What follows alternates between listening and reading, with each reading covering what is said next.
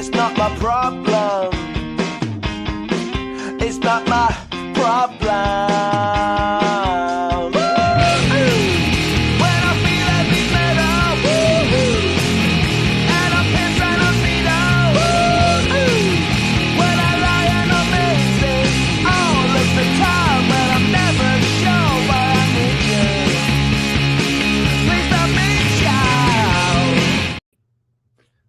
All right, welcome to the Prospect Podcast on a Monday morning. Amazingly, we dodged the snow, but people in the South did not, which works out well for us, not for them. Maybe the polars are flipping. Maybe we'll get Miami climate weather eventually, or something like that. Keep praying. We'll switch around, and somehow we will have made the right choice. Wishful thinking, Coach. Yeah. I'm Coach Shubin. Welcome to the Prospect Podcast. I'm with Coach D, as always. Nice Monday morning, starting it off. And we have a fantastic guest today, the interim coach at Moravian University, Coach Mike Kane. We're excited to talk to him. Just a little bit about Coach's background. Coach is a PA guy. He played at Westchester University, coached at Wilkes. He was the offensive coordinator first in high school at Liberty. Did you coach when we used to coach there? Well, we'll get to that in a second. I'm from UConn. He played with me. I thought he was at Liberty back in the day, but coach at Wilkes University, and then was at Muhlenberg for a couple of years, a wide receiver coach. Then went on to coach over at Moravian. He was wide receivers coach there, became the offensive coordinator, quarterbacks coach in 2022. Now is the interim head coach at Moravian. So we're excited to have Coach on. Welcome to the podcast. Thank you. I'm trying to think who was at. I can't believe I just forgot his name. Tevin Brand. I thought maybe Heinrich wasn't at Liberty. I'm trying to think where Heinrich was at. He was our center. Heinrich was at Becca. Where was he at? Becca. Okay. He's at Catasauqua now. Oh, he is? Okay. Yep. Yeah, we're recruiting a couple of those guys right now. Oh, you are? Yep. Yep. Played with him in college. Actually, he was a real good center, but then he had a neck injury and was done. Oof. Real good guy. So Coach, I quickly dive into your background, but if you could go into kind of your playing coaching career, kind of what led you up to this point. I guess playing career is not that interesting. I didn't actually play football at Westchester. Oh, okay. Yeah, I was a pretty average high school player. Had some D3 interest, but I ended up at Westchester because my best friend was playing there and would not have competed much. So I was on the rugby team there. Okay. Yeah. Just did a study of the history of football. Played rugby. But it ended up working out. Right. But the Coach Zwan Sr. has always treated me like I did play as I've gotten into coaching. So I actually started coaching when I was still in college. My first job ever. There we go. That's like, it's so crazy. That's not to interrupt you. It's just so crazy. Like, this has been like a little bit of a trend that we've had recently with some of the coaches that we've talked to. Guys, just they either got into it right out of high school and jumped into it, or they were in college and saw the writing on the wall and was like, okay, let me get into it sooner or later. So it's great. It's literally probably like 4 of the last 6 that we've had. Yeah, well, I transferred into Westchester in the spring and pinched a nerve in my neck playing rugby and decided then I didn't need to get hit anymore. Also, my roommates were on the team. They're over 300 pounds, and I really didn't want to hit them. But so I started coaching freshman football at Westchester East. I was the wide receivers coach and linebackers coach of the freshman team my first year. From there, I took a job or position, I should say, not a job because it wasn't paid, at Lafayette. Because I'm from the Lehigh Valley. I'm a Lehigh Valley native, went to Saucon Valley High School. And all I did there was write down defensive huddle calls. I pretty much filled in for her players. Coach Luce then got me over to Muhlenberg with Coach Donnelly when he was there at the time. So I was a wide receivers coach there. still unpaid. And then I got my first paycheck my third year there. I was a part-time coach there. Coach Brown, Trey Brown, who's back at Muhlenberg now, got the head job at Wilkes, brought me up there full-time. I was still living in Bethlehem, and Wilkes wasn't going great, so I ended up at Moravian for a while. Our first son was born 10 weeks early. So we made the decision for me to be a stay-at-home dad. So I was part-time when I got to Moravian. And then went to Liberty for a year as the OC with Coach Dano. And then the next year was fortunate. Coach Puxon brought me back to Moravian. He moved on, and then Coach Long was actually a player at Muhlenberg, and then we worked together at Wilkes. So I was fortunate. He was happy to keep me in my role there. And then now he's moved on. So for the second time, actually, I'm the interim head guy here. The first time through, though, after the 2022 season was not the right time for me to be a head coach at the college level. So I didn't pursue the position. That's different this time around. Right. Working as hard as I can, hopefully, to remove the interim tag.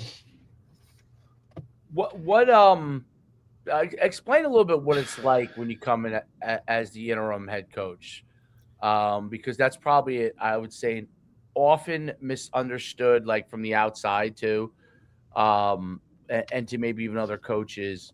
Because last time you said obviously you served more as an interim coach with no intention of being a head coach, right? Which happens sometimes. And then we talk about this time where you're serving as the interim coach with the hopes possibility of becoming a head coach.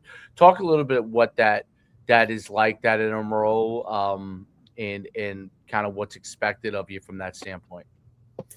So to be honest, it's a little easier if you're not going for the position, having done both. Shit. Yeah. Everyone's a lot more honest with you. Yeah. A lot more. Shit. You're like a placeholder, right? Like it's just, oh, dude, that, whatever. Like they're just willing to let whatever fly. Absolutely, hell yeah. The big thing to focus on both times is we've got to still recruit. Whatever the outcome is, that's how you're gonna either one, keep your job or get a new job. Got to be able to recruit. And then both times I've really just focused on keeping things running. Right. Last time was a little different because it was earlier in the off season, so there wasn't as much to do. Like Coach Long was in place by the time we came back from winter break. Whereas this time around, he was just starting to leave as we were coming back from winter break. So there's just been a lot more to do. I've had to like, we provide team sneakers for our guys for workouts. So first time ever, I'm having to go through and buy the entire team sneakers using some of the software. Which is something most D3 programs don't do, for people listening. Like most D3 programs don't get shoes, dude, just so anybody knows. Like you don't get them. We're very fortunate with our alumni support. It's something that we need. They usually come through. It's awesome. So yeah, we do 80 pairs of sneakers right off the bat. That was like one of the first things I had to do. But excuse me, both times it's just been kind of stay organized. Right? Like I'm whether it's on the field, off the field, I like to try to stay as organized as possible. Just be consistent with the guys. We're fortunate. I'm fortunate right now. The rest of the staff is here. No one else has left. So we've been able to really have some continuity. And I don't necessarily have to do everything. Like grade checks and checking in with guys, being at breakfast. There's other coaches here working on that stuff. So right now last time it was more keep everything running, recruit, make sure the program's in as good a place as possible. This time all those exist, but it's also, hey, let's focus on showing that we can all do, the next role. Let's be successful with that stuff as coaches. Yeah, I think that's an interesting thing. You mentioned that like it's different from being when you're pursuing a role versus not pursuing a role, which probably creates some different challenges. What going and transitioning, did you coach last time when you were interim coach? Was it also in the off season? Yes. Yeah. Never a game. Never again. Okay. Never a game. Yeah. So in the off season, that has to be a difficult thing now with the, fast forward with the transfer portal. That has to be something, or is it? I'm not sure actually. Is that something that's was a little bit of an issue at all, or not at all? When you guys went through that part of the season, and now we actually hit it more with high school guys. Okay. They're a little, hey, I'm not sure who I'm going to play with, or Right. who I'm going to play for. And I'd kind of like that ironed out before I commit. Like we had a couple guys we had that conversation with this weekend. Okay. Hey, I'd love to be here. We've gone through all the steps. We got the finances on the table, but I'm just not sure, until I know who the coaches are. Transfers, I've not heard it as much. Now, the portal has really changed things, but Moravian's always been a school that brought in transfers. They make it pretty easy. We have really good transfer admission staff. They do a nice job with credits. So we've always had those guys. It hasn't really come up with a transfer of, hey, I'm not interested because of the interim situation. Right. We haven't heard that, at least. Very, very interesting. Good. Yeah, and I think that's a big thing too, right? Because honestly, when you look at it, like, you're going through this process, you're getting recruited by Moravian and it's one coach. I think to have the continuity of the interim being a guy on staff is a big thing too, right? Like even if you weren't the coach directly recruiting that student athlete, they still know it's somebody that's been there, that understands it, and that is looking to become like the guy, right? Whereas previous, that's probably a different type of conversation when you're recruiting somebody like, well, you're the head coach. Are you going to be the head? No, I'm going to just continue my role as coordinator. And then whoever that could be, a little bit recently. Look, I had a student athlete last year who was, TC&J was dealing with the same thing, right? They had a guy in place. It was an interim, and straight up, like he would tell it, like as he went, when he would list TC&J in his top 3, when other guys asked him, the first thing they would throw out was, hey, like, what do you mean TC&J's in your tops? Like they don't even have a coach. Like, you know what I mean? Like guys negatively recruit. It's part of the game. It's what they do. I'm not saying it's right, wrong, or whatever. It's not how I would do it, but it's how guys do it. They will throw that, out there, and he dealt with it every place that he did, every time he listed them as that. I mean, is that something that you have to, are you worried about that, or is that something on your mind as you're moving forward in this recruiting cycle? Because like you said, like the lifeblood of any program is recruiting, right? And that's really your main focus, is getting those guys in the building. So we're going through the interview process. They're in the process of a search. So the interim tag's not for the season. Got it. Just for hopefully the next few weeks. Sooner than later, yeah. Yeah, we'll have everything wrapped up, and it'll either be me or someone else. So not really. Like my kids are 7 right now. My oldest is 7, but like full disclosure, it'd be tough for me to tell my son to go play for a guy who's coaching as an interim. So I get some of the hesitancy from recruits. Like I don't necessarily blame anyone for that. The thing we focus on too is we give them a little bit of, hey, if we get this is how it'll be. Right. We want you to get to know us. But then we also really hammer the stuff of Moravian's been here for 285 years. And it's a great place. It's in a great city. It's in good financial health. Like it's going to be here for 300 more years. There's a lot of things on the visit that won't change no matter who the head coach is. Right. And even the schedule, like our class schedule, our spring break schedule, our day-to-day stuff in season. I know the last 3 head coaches here pretty well.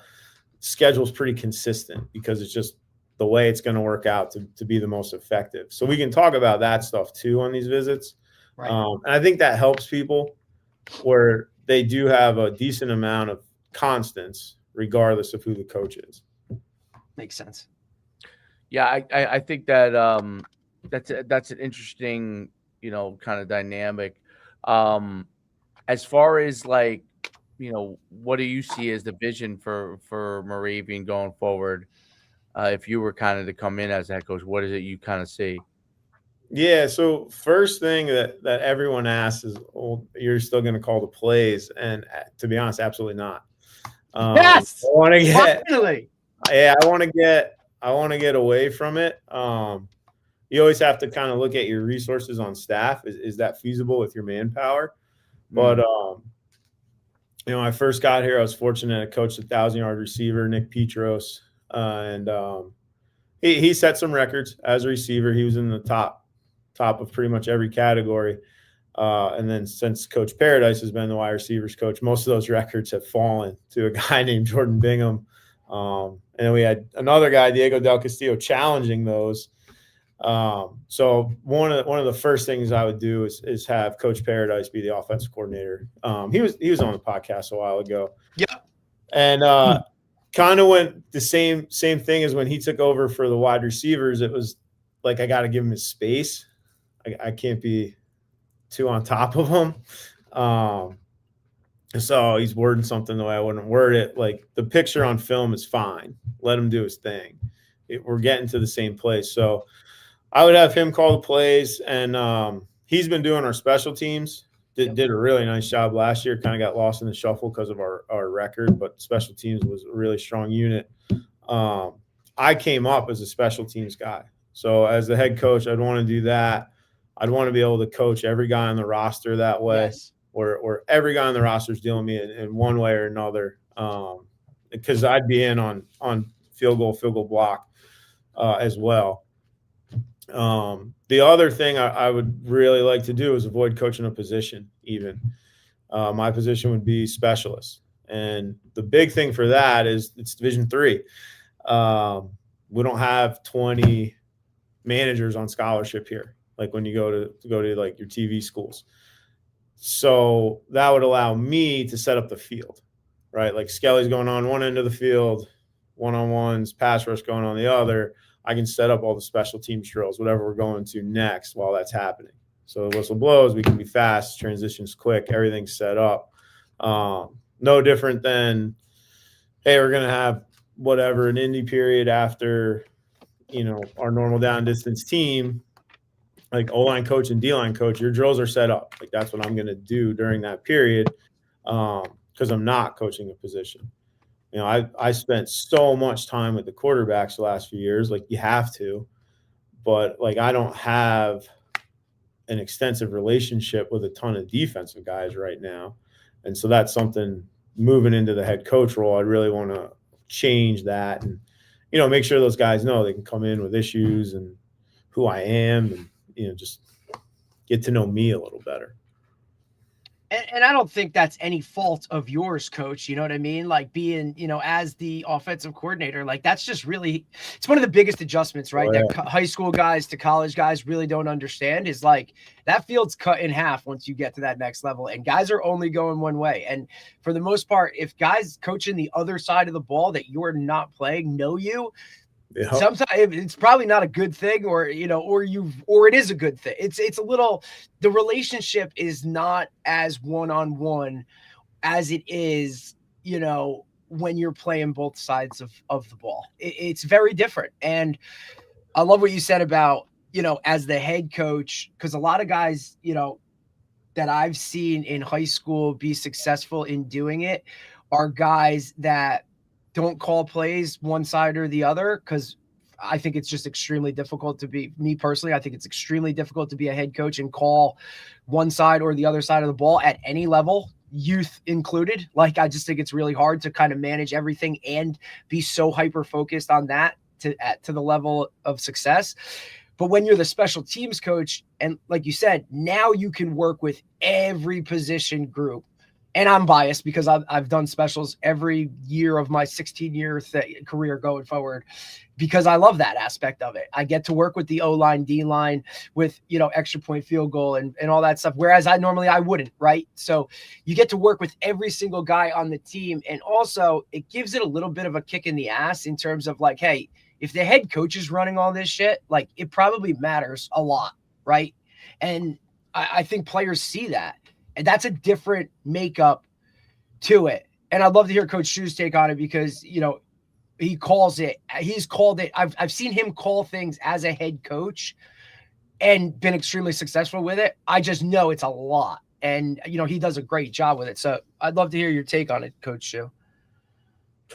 Well, college is different than high school to me. So there's different responsibilities for college coaches that go far beyond player interaction, parent interaction. There's administrative duties that are really that high school coaches, you have some administrative duties, but it's nowhere near the level that you have with respect to recruiting, with respect to stuff you have to do with the athletic director and the athletic department, and then boosters and all those kind of things. So that's like you're interacting because you're a football coach, you'll interact with the president. Maybe the track coach doesn't as much, but the football coach is gonna. Football guy does. He's got to rub elbows. Yeah. So so I think that is different than high school. I think the biggest thing to me is you have to be true to yourself. That's the most important thing that a coach can do, and what you feel comfortable with in your role as a leader. And there are guys, Lane Kiffin, obviously, even though he has a guy that's an offense coordinator, he has a hand in it, and there are some guys that, Cristobal doesn't have any hand in calling anything, right? So it really depends on that. It depends on also where you are in your stage of your career too, of what kind of people that you are able to recruit onto your staff. I think that's a big part of it, as you probably know, right? So sometimes you are able to nail every coordinator position that you're truly comfortable with them calling that side of a ball, right? Or every side of the ball is taken care of. Then I think you're in shape where you can completely CEO it. And then I think you're getting a situation where maybe you're like, hey, this guy needs to develop a little bit before I turn over the reins to him. So I think there's different stages, and I think every coach has to be true to who they are and where they are in their stage of coaching, like what and what they feel comfortable with. I heard Sarkisian talk about it because I thought it was interesting, and he's at Texas, and he's very reluctant to give up the play calling duties. Right, it's addictive. It's hard. Right. And so it's fun. So right. It's fun. It right. is. One of the reasons you got into coaching was because part of it was fun. Right. So so that was it. And he said his thing was, hey, they hired me not just as a head coach, but they also hired me for my play calling abilities. Right. And so part of it, I think what you just said, he's probably also a little bit addicted to it. So in his mind, he's like, hey, man, like, that's my strength. If I give up my strength, I'm giving to somebody maybe in his mind is 90% of what I am. And is that good enough to win as many games as I need to? I feel like you can manage it. That's why I say it's important to be true to yourself. Like if you become head coach, the good things you'll be celebrated for, the bad things, everything will be your fault. So whatever it is you do, you have to be true to yourself as to what you're going to do. And I think that's really the most important thing, because what ends up happening now, obviously, the higher level you go, the more being a CEO is more important, I think. But you still have to, like, I use Nick Saban example. He still went out there and worked with the DBs every single day, right? Now, he wasn't the quote-unquote DB coach, but that's what he did. An individual ran over to the DBs. He wasn't floating around. He worked with the DBs.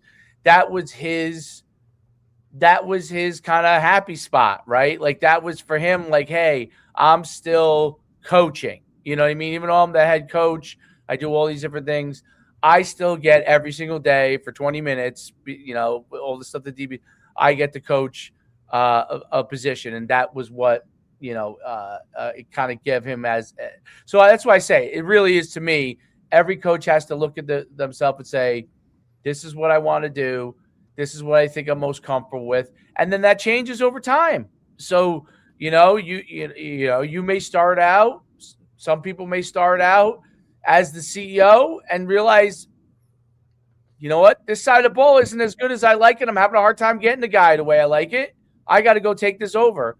you might start out as a play caller, and all of a sudden you get an opportunity to hire a guy that is a fantastic, let's say, offensive coordinator. Well, you get an opportunity to hire a fantastic coordinator, a guy that you think is maybe even above you from that standpoint. Yeah, well, I'll step back and do it. And I think also the culture of your team, right? How do the players look at you? Like, what allows you to connect with the players is a big thing. So there are some guys, I think, that it's very important for them to float. There are some guys that have the ability within whatever their personality is to do a different thing, to call a side of the ball. And that's why I say it's just, it's knowing who you are, knowing what you want to get accomplished. And that's the most important thing, because then you have the opportunities to succeed. Because ultimately, I think as a head coach, those are the questions that end up getting asked of you as from the athletic director, or in your case, obviously, because you're in college, president, right? They're gonna they want to know that's what that is. So that's kind of my thoughts on it, which is definitely different from what Derek thinks of it is. But having been a head coach and been at quite a few places as a head coach, that's kind of how I always looked at it. I love being a play caller. To me, I enjoy being a play caller. I was willing to. I had given it up at different times at different places, and I like for a year here, a year there, and I felt like I did not do my team justice by doing that. Mm-hmm. So it really depends. So and that's why I like you have an idea of what you want to do, and I think that's the most that's important. Yeah, that's a plan. I mean, listen, college recruiting. And self-awareness, recruiting, especially at the D3 level, Dave. Like where Coach talked on, like your staffing, right? Like, and I know Moravian's a little different, right? Like you said, all your coaches are in the building, and it just refreshed my memory, Coach. You have how many full-time guys on staff? So there's a head coach and 3 full-time positions, and then we have 3. They don't get grad classes, so they're not GAs, but we have 3 interns that are on campus and in campus housing, and they're in the office full time. That's a lot of staff for a Division III program. 7 of us around all day, every day, and then correct. We have 3 part-time guys that come in when they're done with their real job. So that's like, I mean, Dave, that's shit. How many of these guys have we talked to where there's, a head coach and a coordinator and that's it, or a head coach and 2 coordinators, but the one is, he's on campus when there's a basketball game or some shit because he's working, you know what I mean? But like, it's not like like you call them TV schools. I like that. Where these guys are full-time, this is their job, and they have 2 GAs underneath them, or, you know what I mean? Like the DB room itself has, there's safeties coach and then a GA, and then there's a corners coach and a GA and 2 interns with them, right? Like everybody has numerous people. Guys have their own recruiting staffs now where, hey, your job is only recruiting. Your job is to just coach. Like you don't have that at your level. So college recruiting is obviously such a time-consuming thing at all levels because of transfer portal and high school, and they're totally different from a recruiting process standpoint and how everything is. That's what's so different from anything that like high school coaches can never fathom, is that like the level that recruiting is involved in the process, and that changes for the head what the head coach has to decide on what he wants to do, because that's such a difficult thing. What does you guys have had obviously a really, really, to me, you guys have had a really good amount of success. So you're probably in a potential driver's seat situation there if the whole process goes well, versus bringing in someone from the outside. Although I don't know, maybe there are other. Yeah. I don't know how the world. I know colleges, everybody has preferences, so it doesn't mean just because, right? So that's always the hardest thing when you're a candidate, as you know. You never know what who somebody else is talking to. The only until they really tell you if you're the guy that you really find out that you're the guy, and then you get, when they get to that point, you know what I mean. So, it's really that's always the stuff that's out of your hands. What do you like as far as what you think you guys have done really well at Moravian from a recruiting standpoint? What were things that you'd like to really improve on that you think you guys could really, go to the next level? Our big thing right now is getting the guys to a target body weight. So between the staff, the strength staff, making sure they're getting there the right way too. We want them to gain good weight over a period of time, which also helps it stick. If you gain it too quick, you can lose it faster. Right. So we're trying to get to target body weights, and then we're really emphasizing a 300-pound hang clean. Those are the big things we're focusing on right now. Just developing the flexibility, the explosiveness, the strength. Are you balanced in your power angles from your ankles, knees, and hips? Those are our two main focuses right now. And then assuming that we're here in the spring, we're shifting a little bit from, we've done a lot of, just sort of trying to make the roster close in the spring.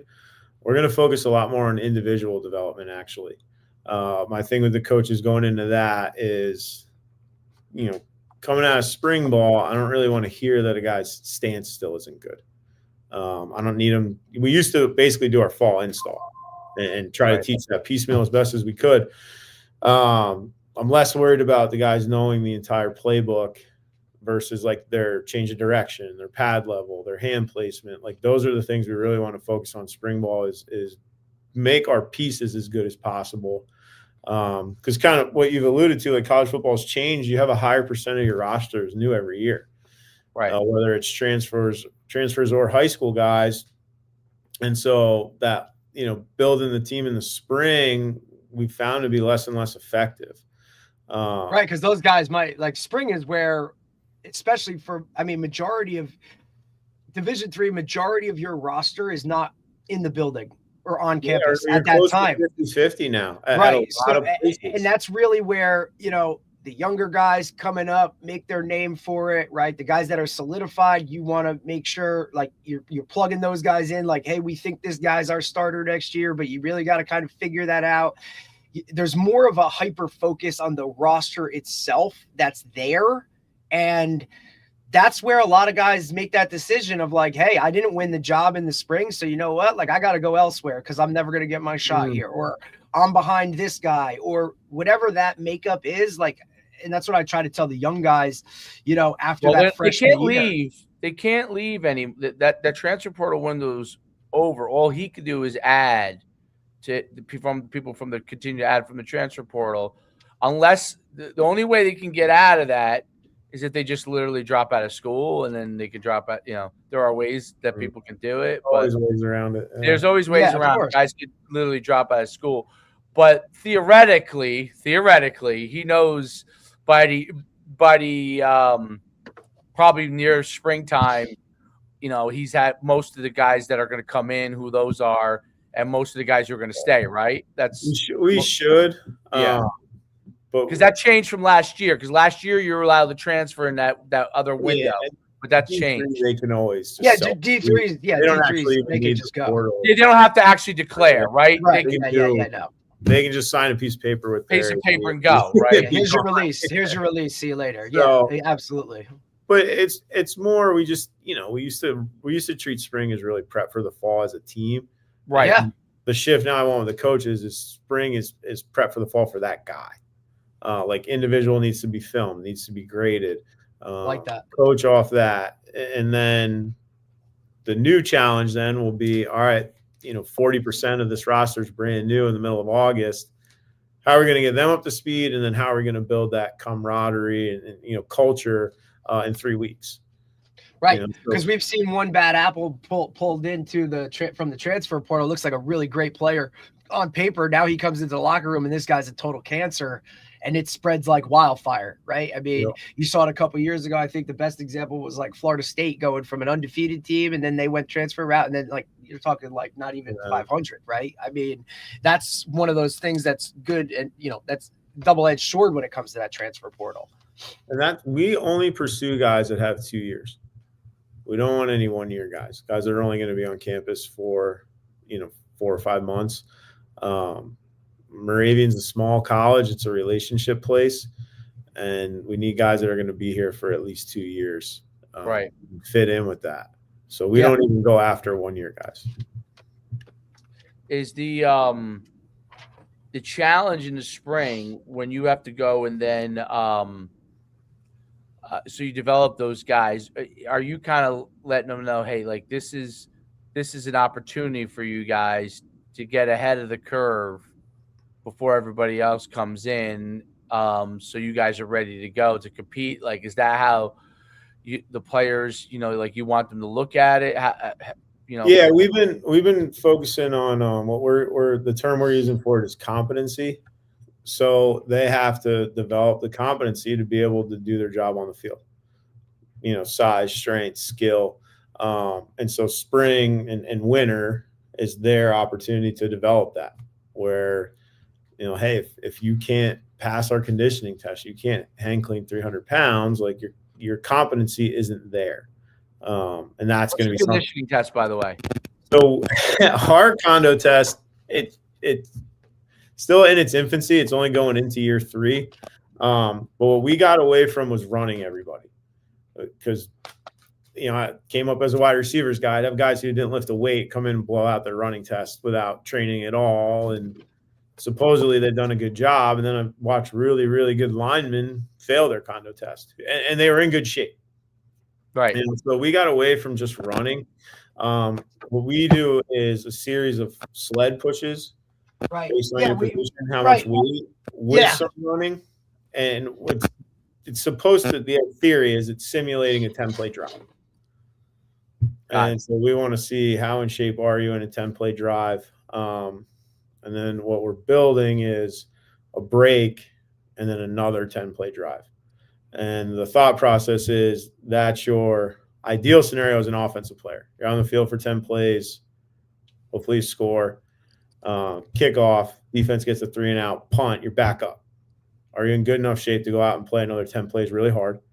And then defensively, it's your worst case scenario. You're out there for 10 plays, they score or whatever, offense goes 3 and out. Can you go out and do it again? Can you keep them off the scoreboard when you're tired? So that's what we're trying to find out with our conditioning test. So it's a combination of their strength, endurance, and speed. Like everything's timed. Yeah. And we vary all the. Do you do it? What do you give them, like a certain amount of break in between each play? I guess. Yeah. So they get about 30 seconds of rest in between their push and their run, and everything's tailored based on their position. So like our big guys don't actually have a running component. Right. They're just moving the sled 10 times. It's timed for 10 yards. If you don't get it in time, you're out. Right. If you keep hitting it, you keep going. Right. Interesting. Have you seen a direct correlation with that on players' performance on the field, or is there no correlation at all? In 2024, we did. Okay. 24, we started a little slow offensively, but we had a pretty good year. Stayed very healthy, and then I don't know if we just cashed in all our good karma. 2025, we got bit by not consistent injuries. It wasn't a strength staff or a training staff issue, but just you name it, somebody had it. So I think more what we've noticed is guys are a little more consistent with their off-season lists, knowing that you can't really hide from the test, because it's both cardio and weights. It's not like you can just do one or the other, and be okay. Like you're gonna be hurting if you're not doing both. And that was what we wanted. We wanted to get away from, hey, we're just running guys into the ground, or we're not running at all, and it's just all weight stuff. We wanted to find something that would combine the two, to come out as a conditioning test. Very interesting. What do you think was like the bigger factor with some of the injuries this year? Just bad luck? A lot of it was luck, especially with the season enders. Like we had a lower leg, nothing you can do. Just dislocated ankle. one guy broke his forearm. We had an ACL. we do let our guys play intramural sports. We lost our best receiver coming back to an ACL last year in intramurals right at the end of the spring. And then guy over my left shoulder here, Jared, tore his ACL in the third quarter of the first game. Just kind of a freak play, like third and goal. He tries to roll out, make a play, and just awkwardly landed and tore his ACL. So no, it was just everything. It was just everything. We were a little lighter as a team. Even some guys that had been here in 25 and in 24. So, I'm assuming we weren't as strong. Right. But we were a little lighter, and we were young on the offensive line last year, and we knew that going in. We tried to account for it, but we had everything built to run through the quarterback, and when he went down, it took us a little bit of spin our wheels at that position until things smoothed out. That we played our best football at the end of the year last year, but we had anticipated a smoother transition. No, that makes sense. I mean, it's tough when you have a really good year in 2024, and then it's not the same year in 2025, and you're like, okay, what do we do different? What was it? Obviously injuries always play a role. What do you guys set up as far as like typical practice schedule? Like, how do you guys go about it? Like, what's your philosophy going forward? Yeah, so the way we're going to tweak it is I definitely want to shorten practice. I want it to go really fast. Coach Long's an exceptional teacher, and he loves to blow it up, and let's talk about what just happened. Right. As much as that was good and benefit us at times, like I know people that coach the NFL, people that coach midget football, they all complain about football IQ. So it's great to hit that. I just kind of want to change the structure of it where it's not happening on the field. Yeah. Right. Get practice under 2 hours. So you talk like coach off the tape a little bit more? Yeah. Just there's pros and cons to everything. So blowing it up on in the fly, moment, right? Coaching on the fly. Blowing it up in the moment can be great because it's right there in front of the guys.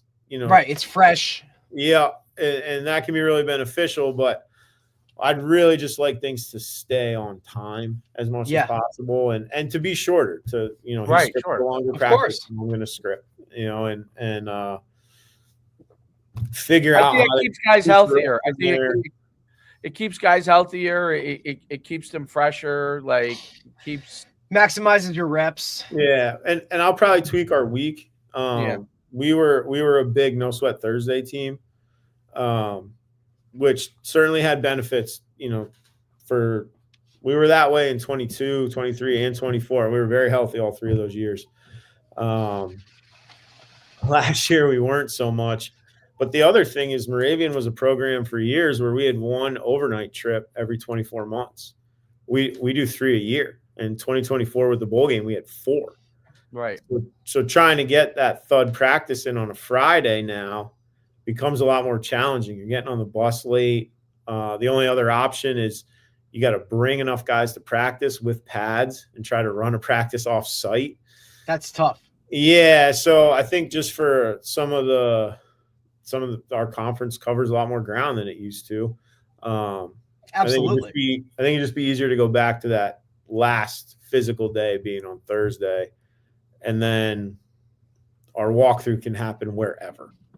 Yes. Guys can just wear sweatpants. It's not a lot of times it might be in a parking lot. It might be in the ball hotel. It might be you have to know your kind of. So you guys were thudding on Friday? Yeah. Before the game on Saturday? Yeah, so it's I think Chip Kelly did it a lot when he was at Oregon, kind of pioneered it with their pace of play. From what I've heard, it stems from track and field and rugby, where you take the break 48 hours before the game. And it's supposed to let your body recover. But because you're so far out that you're resting, you then need to activate. So we were pretty tight with the reps. We would script it where a guy should get about a quarter of the reps he's going to get in the game, thud. And like full disclosure, we never had an injury on a Friday. We never did. Not one thing beside a guy out for a play just got dinged, like nothing. Like we never had anything that was added to the injury report on a Friday. So it worked in a lot of ways. Friday, you'd be helmet, shoulder pads? Yep. Yeah, and we'd script, I think offensively I had like 32 plays. We were shooting for 84 at the time. So we didn't want anyone over 21 reps. So substitutions had to kind of reflect that. Right. And then even your, every now and again we'd have a 3 getting in there, would be down doing scout team. He's still getting the physical, right? The wake up, the activation piece of it. So we did it that way for 3 years, or 4 years. But that's something I'll probably get away from. The only downside, I think the defensive guys I all worked with loved it.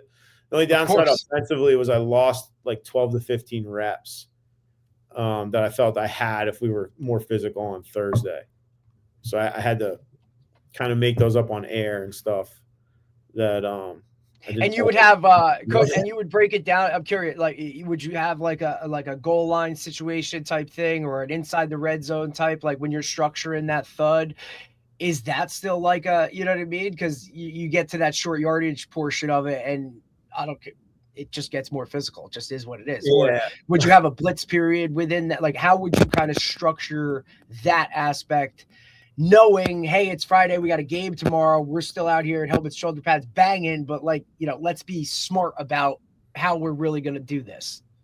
So we have always coached pace of play really high. So the guys did have a high level of respect for it. Right. We've always been pretty tight with them. But what we would do is we would do a normal down distance period, which would be 10 to 12, a third down period, which would be 5 to 6. And then we'd go red zone, starting high red, and just work all the way down. And was that good on good? No, it was against scouts.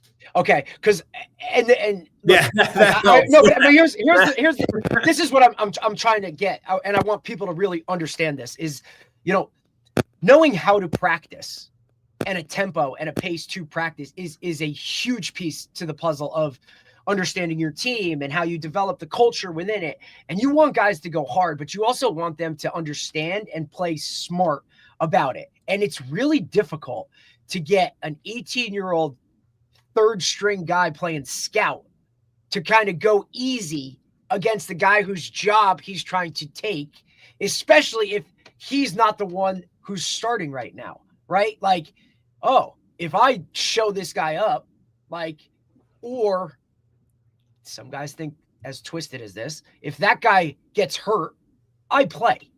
And I think that in itself, and I've heard Urban Meyer talk about that in its I think it was when Dion wanted to sell tickets to the spring game and go against another team, right? He wanted Fran Brown and Syracuse to come out to Colorado, play their spring game against each other.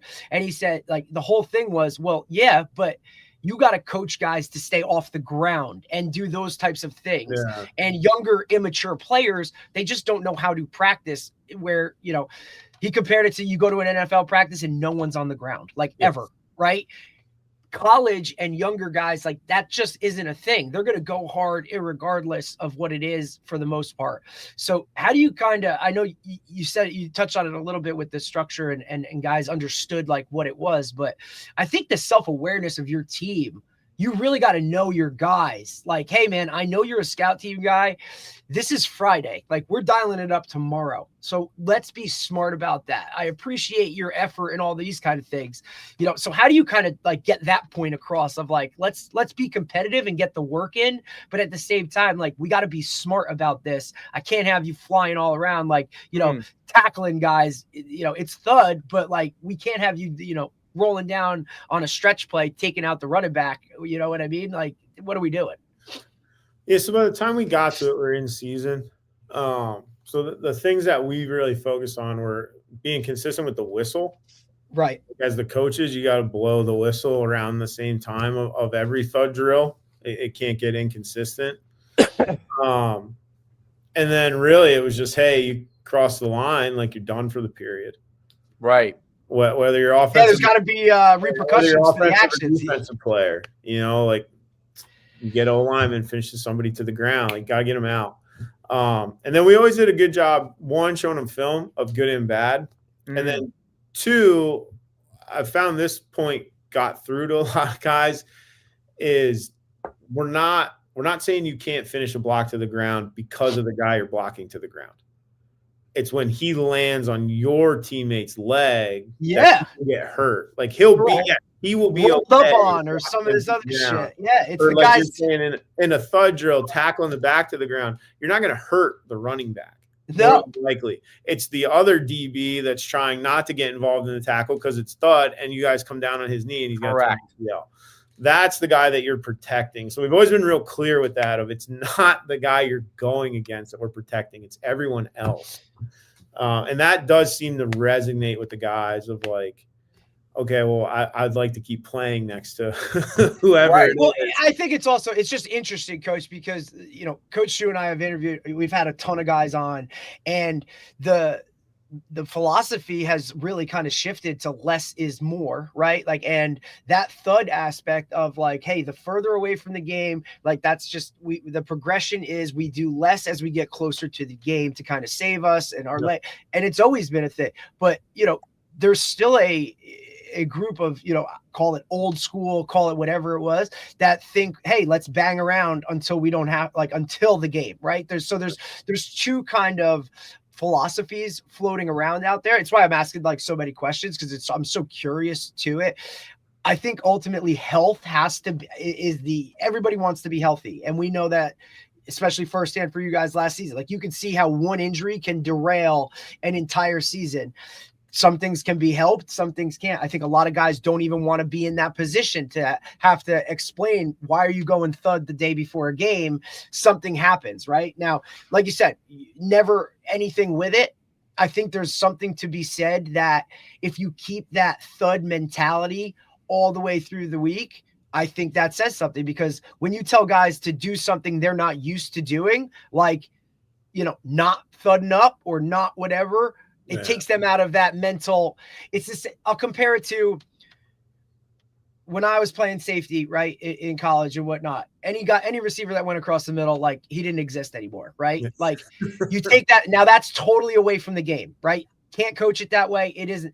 Those first couple of years where now those safeties had been hammered into their minds. Guy across the middle, lights out. Guy across the middle, lights out. Those guys now, guy across the middle, they are pulling up. Right now, injuries are happening because they're not used to pulling up. Right. So in a bit of a comparison in that way, I think there's something to be said for keeping it as consistent as possible. But with this new trend, I don't know. I don't want to say it's a new trend. I just want to say more guys are more in tune to do less closer to the game. You're also taking away from mimicking the actual game, which takes away from their play. Right.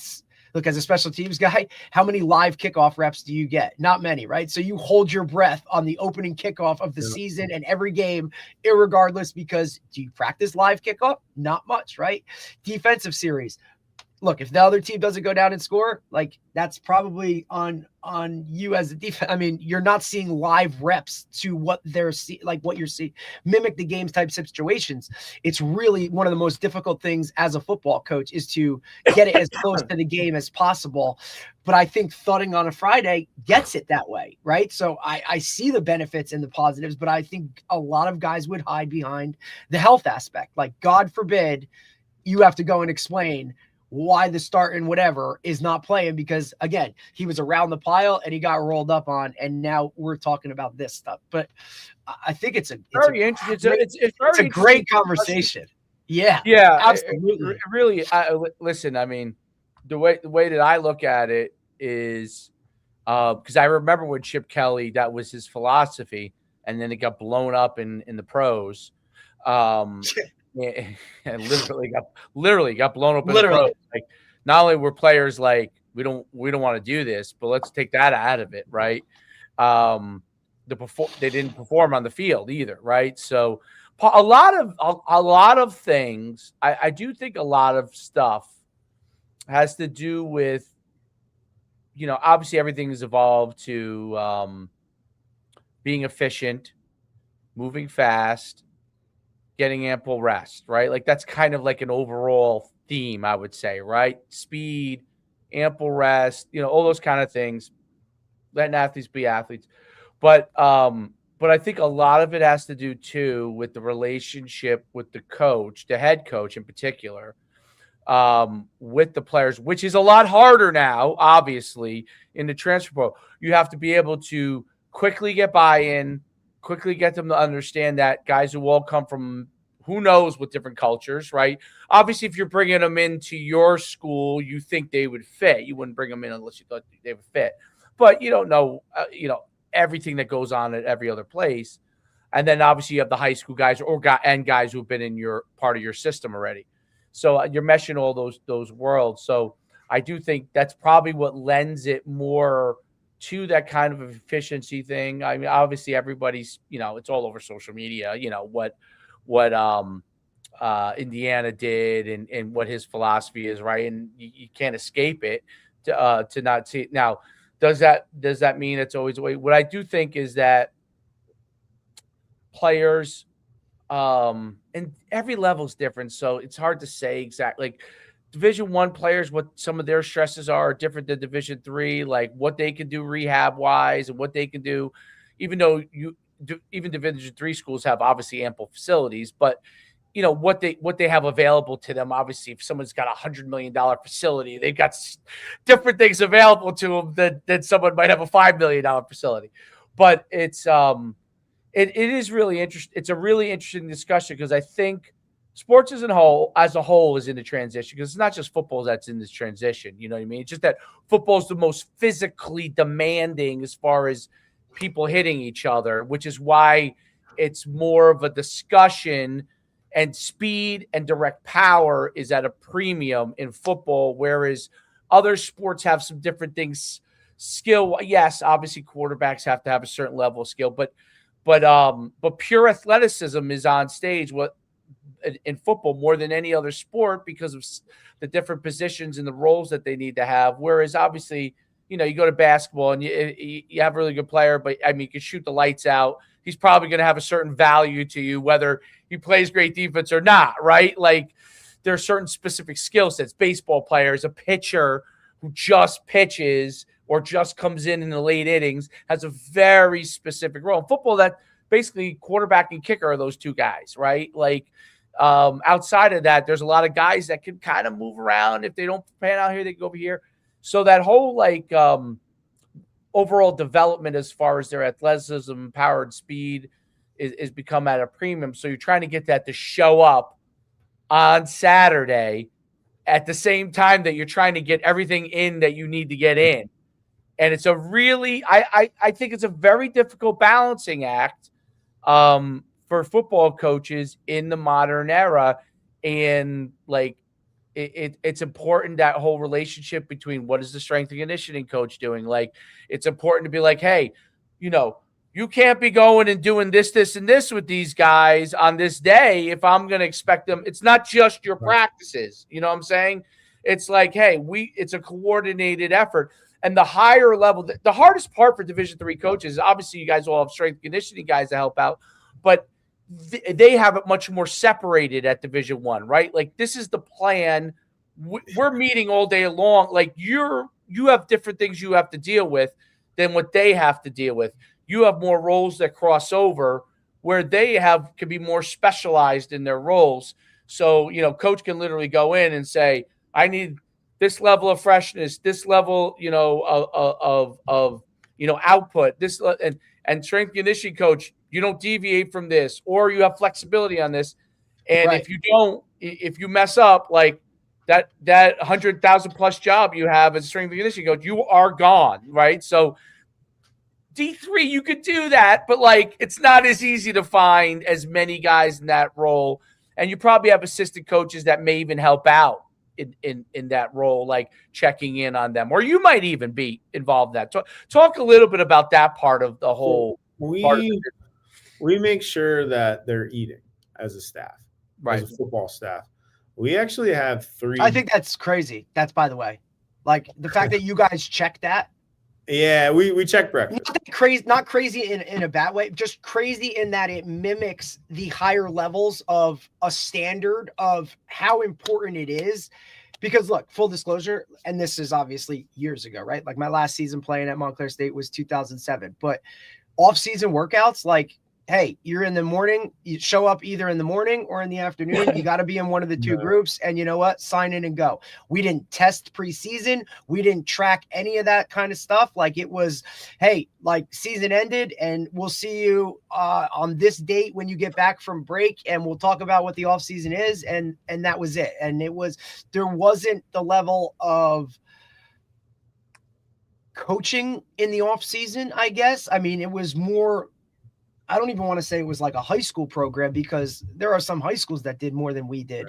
And not that it didn't work for us. It was just kind of how it was, because there wasn't a staff. Like the first spring ball I got there was the first year they got to use a ball. Like, you know what I'm saying? Like there's so many changes and things like that. And then the levels coming from Sacred Heart, which was at FCS at the time, right? Like where our season ended on Saturday and Tuesday, 5 a.m., you were there for a workout, right? So the fact that you guys even go into it and have those meals together sets a different standard for the players.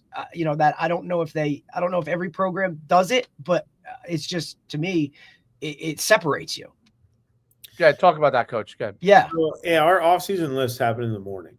We have two groups that go in. We can lift about half the team in our weight room. But we actually have 3 strength coaches in there full time. And they've actually gone out and gotten a few undergraduate interns. So and we've had Coach Long on. He's been on talking with us about the program, which is why when you were talking about the conditioning test, like I literally drew it up when he was talking about it, like I had notes on it, because it was so different than anything else. So yeah, like the fact that we've had him on and kind of talked about it a little bit with him, you know what I mean? Like sets a little bit of a standard. Yeah. But they had 5 coaches in there the other day with our team. And we're split in half, so it's only about 35 guys a piece right now. So that's pretty good numbers for them being monitored. The other thing beyond just them eating, like that, our strength staff in conjunction with our training staff, our guys have to jump on the vert mat in season, like every lift. So not only do they weigh in, they jump on the vert mat, and this is all stuff that Tom has taught me. Your vertical jump's the first thing that's going to dip when your body's overmaxed or overtrained or whatever. So like 2024, both the tackles lost like 5 inches on their vertical average in a week. So we had to pull their practice reps down, and they ended up staying healthy and playing all the way through the bowl game, played on 11 games. But the level of monitoring that our guys get is really, I think it's like through the roof with our strength staff.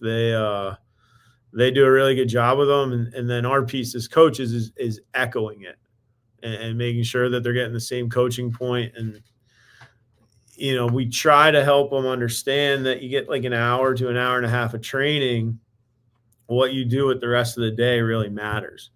You got to make sure you eat and sleep and rest and hydrate. Those guys can put as much weight on the bar for you as they want and demonstrate technique, but if you're not taking care of your body away from them, you're not going to get the results.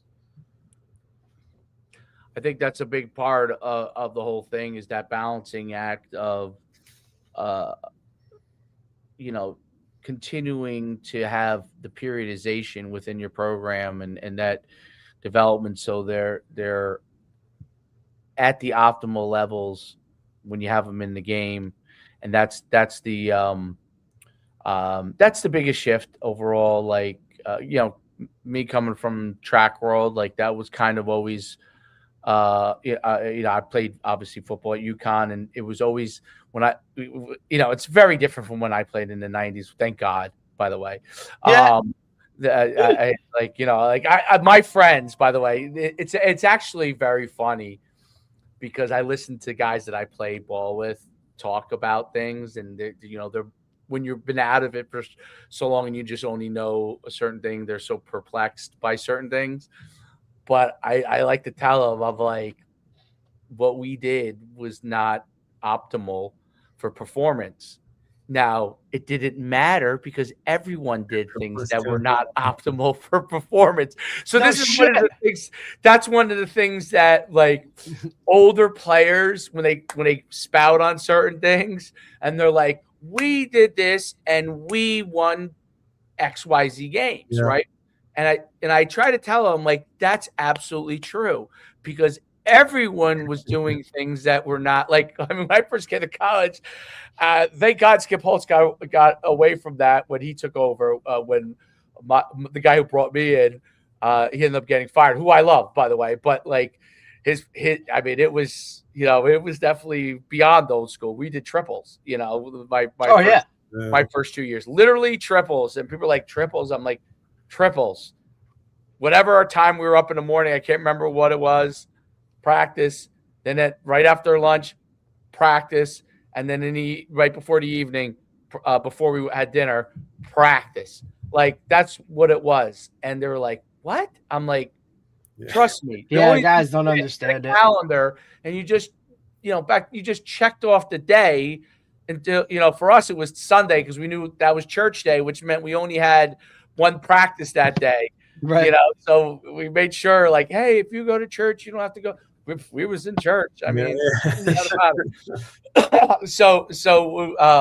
because that's how. So I like to help people understand that like you can't do things from that fashion because everybody was doing it that way. And Right. I bet you if you kind of started to investigate certain teams that were really the best teams, even if they had certain things that were similar, there were certain other innovative things that they were probably doing. I always go back to Nebraska, right? When Nebraska introduced a strength coach, we're talking a long time ago. Yes, everybody was killing their guys. Okay, that's obviously how it was back then.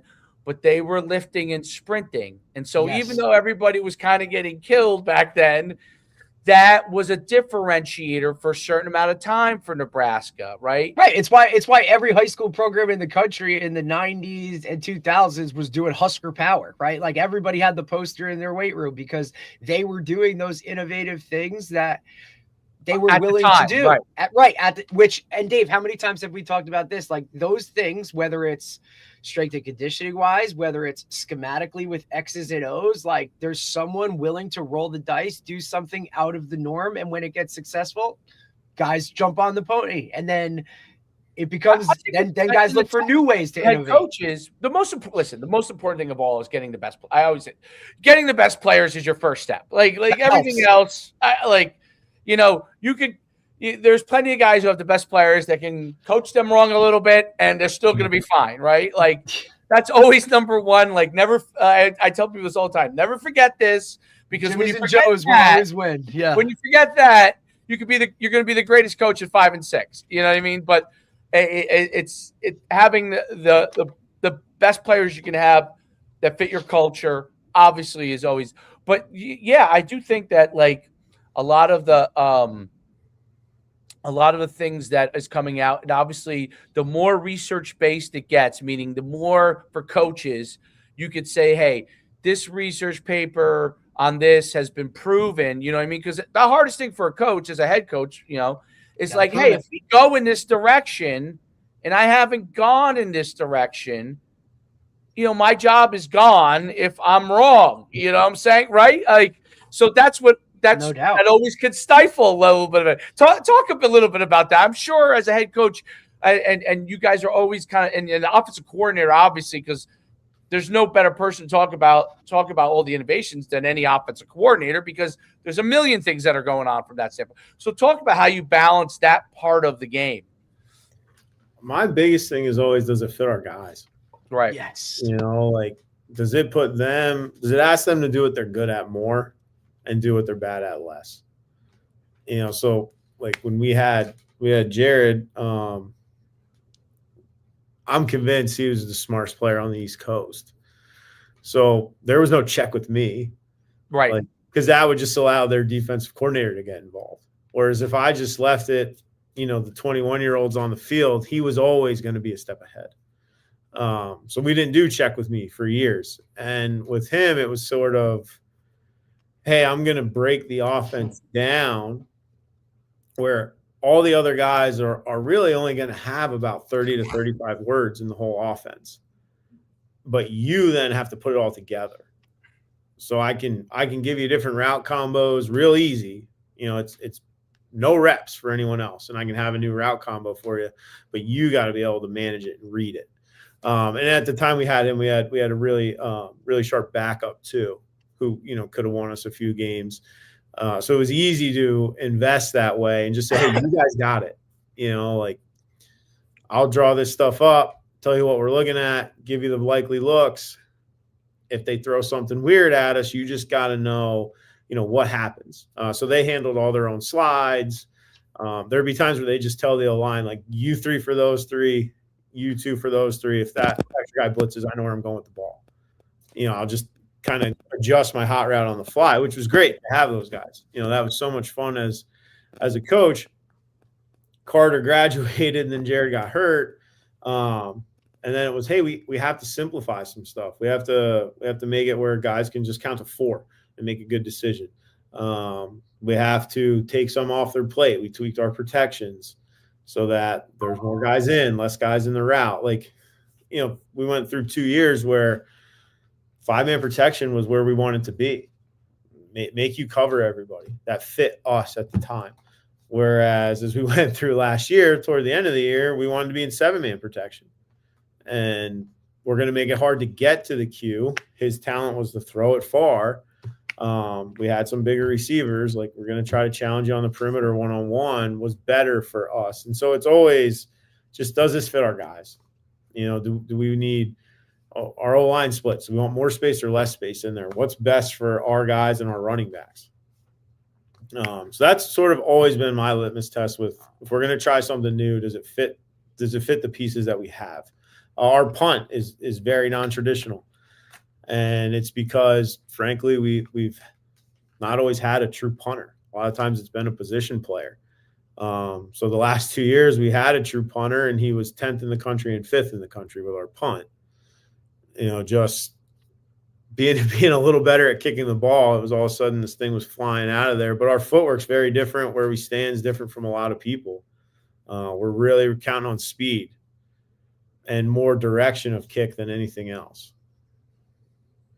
Yeah, I think that's a very, very good point. Like, what works for the players, what gives your group the opportunity to succeed, and that's obviously the biggest balancing act that you have as a head coach is making that the best situation possible for them, and that's always obviously the continuous challenge.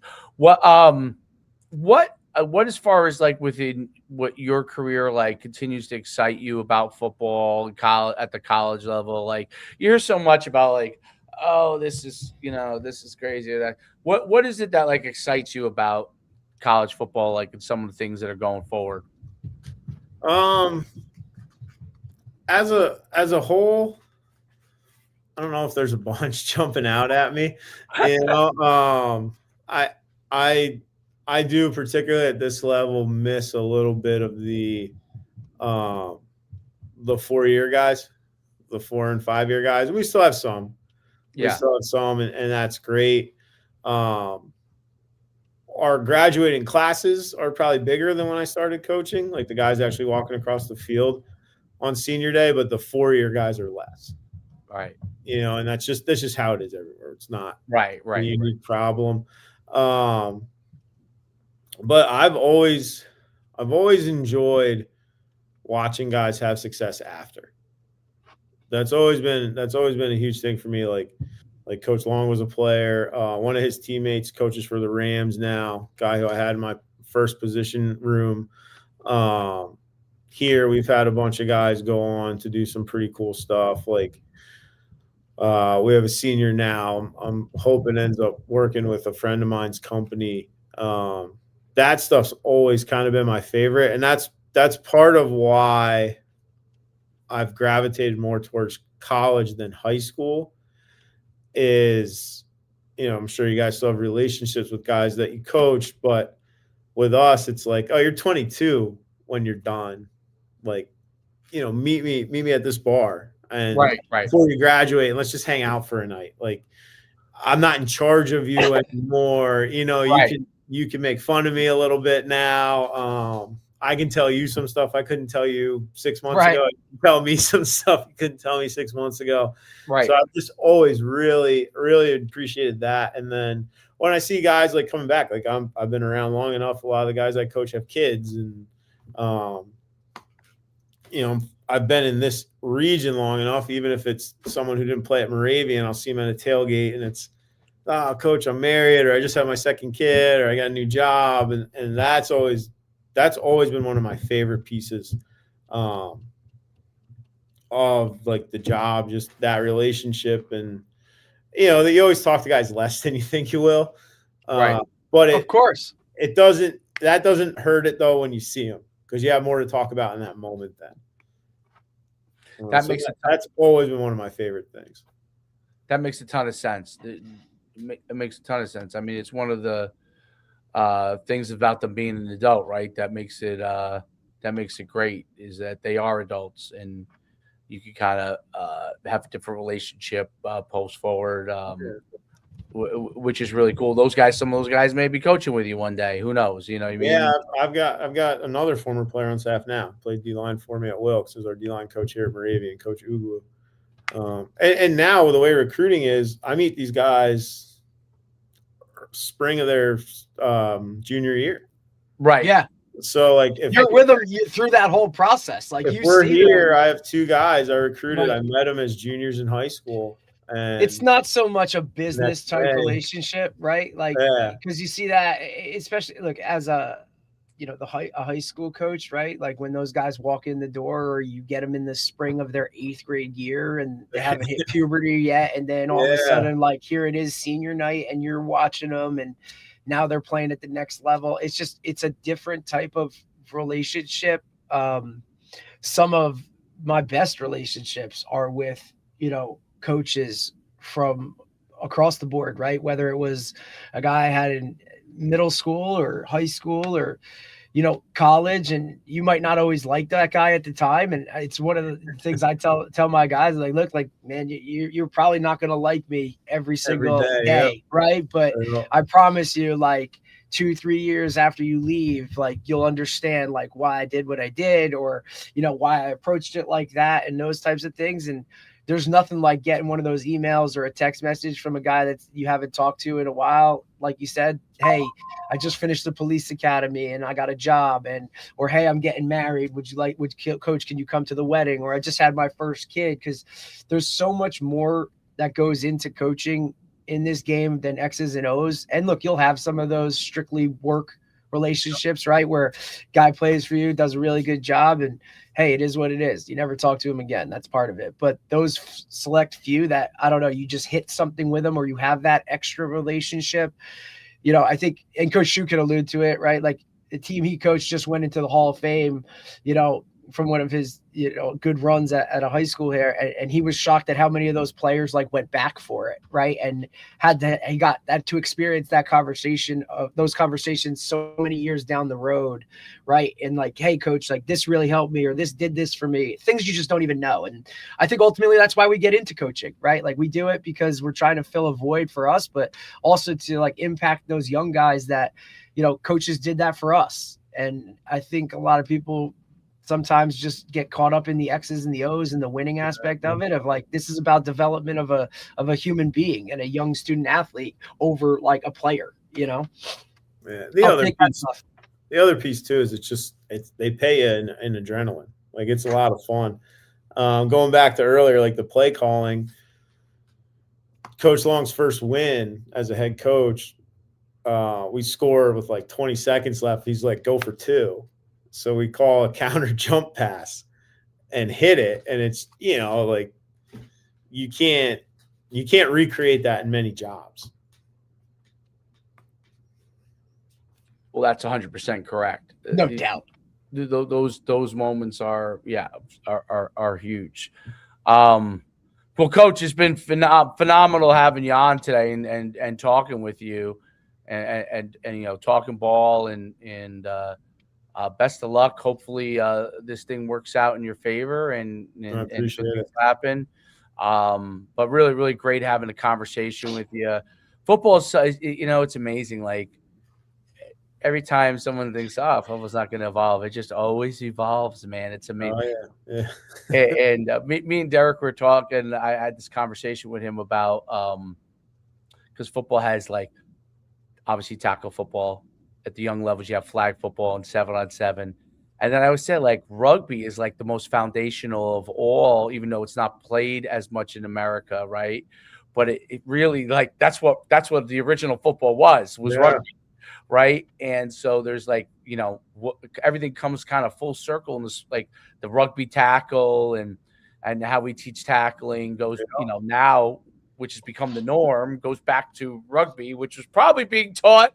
When you were playing, probably in the 1800s was probably taught that way, right?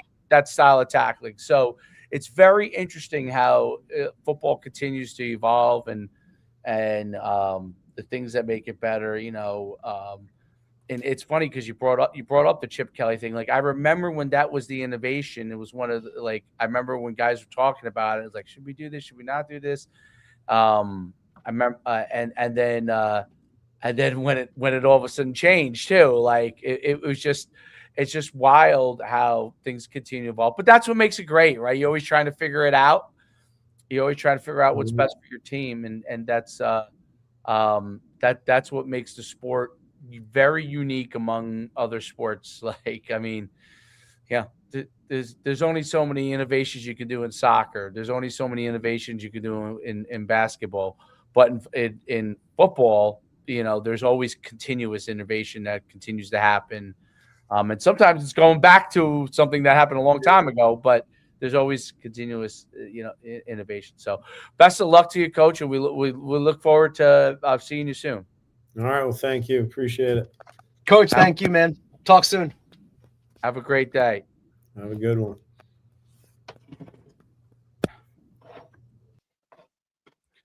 All right. Really good stuff. Thought on Fridays. What's that? Thought on a Friday. Yeah, I have some opinions on that. But yeah, it is I get it. Like coaches are, but there's like I said, there's a balancing act. Like there's some things that got to know your team, man. There's some things that are not worth it. Let me put it like that. Do you think even like in knowing your team? And like I've told you, when I first started coaching, I was I was a straight killer and wanted my guys to be straight killers. And that's how we practiced. But I evolved over time. This is I get right. So this is what it is. Like when I'm at Bosco in 2012, okay, we're good on good every day. Right. Full go, full pads. Like we're talking Thursday full gear, right? And we're banging it out with one defense, one offense, right? Because you're two platoon and you're good on good. And it was that Iron Man mentality of just you're always going to get after it. And, 3-hour plus practices for, you know what I mean? Like that's just the way Toll did it. And it worked. Were there guys that were like, dude, we got to dial it back a little bit here. This is too much. This is, you know what I mean? Like some of those intricacies, 100%. But at the end of the day, like you knew it worked, right? Well, I would argue this. So, because I remember how Toll practiced. I remember we went up. This is going long before you got there. When I was at Saddlebrook, we were up there for 7-on-7. And I remember watching the linemen literally do 15 100s. Okay. Yeah, kill each. I'm telling you, it was So the conditioning was an hour straight of conditioning, right? Like in the summer, that's what it was. It was 7 to 8 after your practice was just straight conditioning. So he was innovative at the time in this. He was a believer that speed was important, so he was going to make his linemen run. Okay, so that's what his linemen probably did better than everybody else. They probably were a little bit tired, but everybody was kind of still doing that stuff anyway, right? So, and he had, and you guys obviously had probably better players in most positions than other people, right? But the other schools were obviously still good, so there's still battles. But I would say that was a so like that's why I say like within a world that was probably crazy, which was how they did that stuff. He had like a slight innovation that absolutely. Nobody was doing that. Like, you know what I mean? one Like, was taking. I adopted it at the time with my linemen for years later on, because we said, we're going to make you guys like track guys, okay, like sprinters. So I saw that and I was like, well, I don't know if I can get my guys, like I don't know, when I was building, I didn't know if I could get them to I didn't know if I wanted to do 15 100s, but we wanted to do something like it. yeah. We got him on the track. I mean, we started that was but I saw it innovated somewhere else. And I saw that and I thought, that's a great idea. Make your linemen sprint like track guys. Now, part of it was hard for them, but you know what? They probably had physiological changes that happened that went beyond their strength, right? They were absolutely. So that was kind of an innovation, even though I don't know if he meant it to be an innovation, right? You know what I'm saying? So when I saw that for myself and I said, I'm going to use that, right? So even though I was still probably practicing really hard and those kind of, I was like, I'm going to add that part to my repertoire. The other like for me, one of my aha things was, how could I get more speed without having a track next to me, because I was at a field. So I didn't, I was like, okay, what was one of the things I thought built like first or second step power, which was hills, right? So I happened to have a hill at Powell Park that went up to the highway there. It was literally 20 yards long, maybe 15. It wasn't that long, but it was high and it was like straight up. And they ran that every day and I wasn't thinking about it in the Tony Holler way at the time, but we actually did that sprinting before practice. Right. Okay. And just, without even thinking about it in a periodization way, that sprinting for practice over long periods of time, over years, got those guys better. Like we did they would knock out, I think 5 each day or twice. I can't remember if it was each day, but maybe twice a week we would do it. And we knock it out. And literally, we were just basically what you could say we were doing was overload sprints twice a week. You could, in the modern terms, before practice, which meant because I was limited on time, so I wanted to. I was still old school, and since I wanted to run them after practice, but the bus would come at an hour and 45 You didn't have the opportunity to. They had to go, so I had to front load it. So it was an accidental innovation that actually worked. You know what I'm saying? So yeah. So that's why I'm saying, like, I'd love to, like the Husker. There are things that happen sometimes on purpose, sometimes an accident, right? That become things that end up working really, really well. I thought that Skip Holtz, back when we coached, getting rid of the third practice, and we all said, thank God when he did that. Okay. Right. And then every once in a while would only have us do one in a practice. I don't think that he was purposely innovating. You know what I'm saying? I just think he was probably thinking like, all right, let's get some guys some recovery here. And then he would also by making the practices flow faster, like we wouldn't go more than 2, I think 15. And then it was like, if he kind of went over, it would be a maximum of 230. Like we knew as players at that time, I think over the course of the career, by the time it got to the next players, like my senior year and beyond, those guys really were moving faster, playing faster. That's probably what guys were starting to go to back then, right? A little bit more, less practice.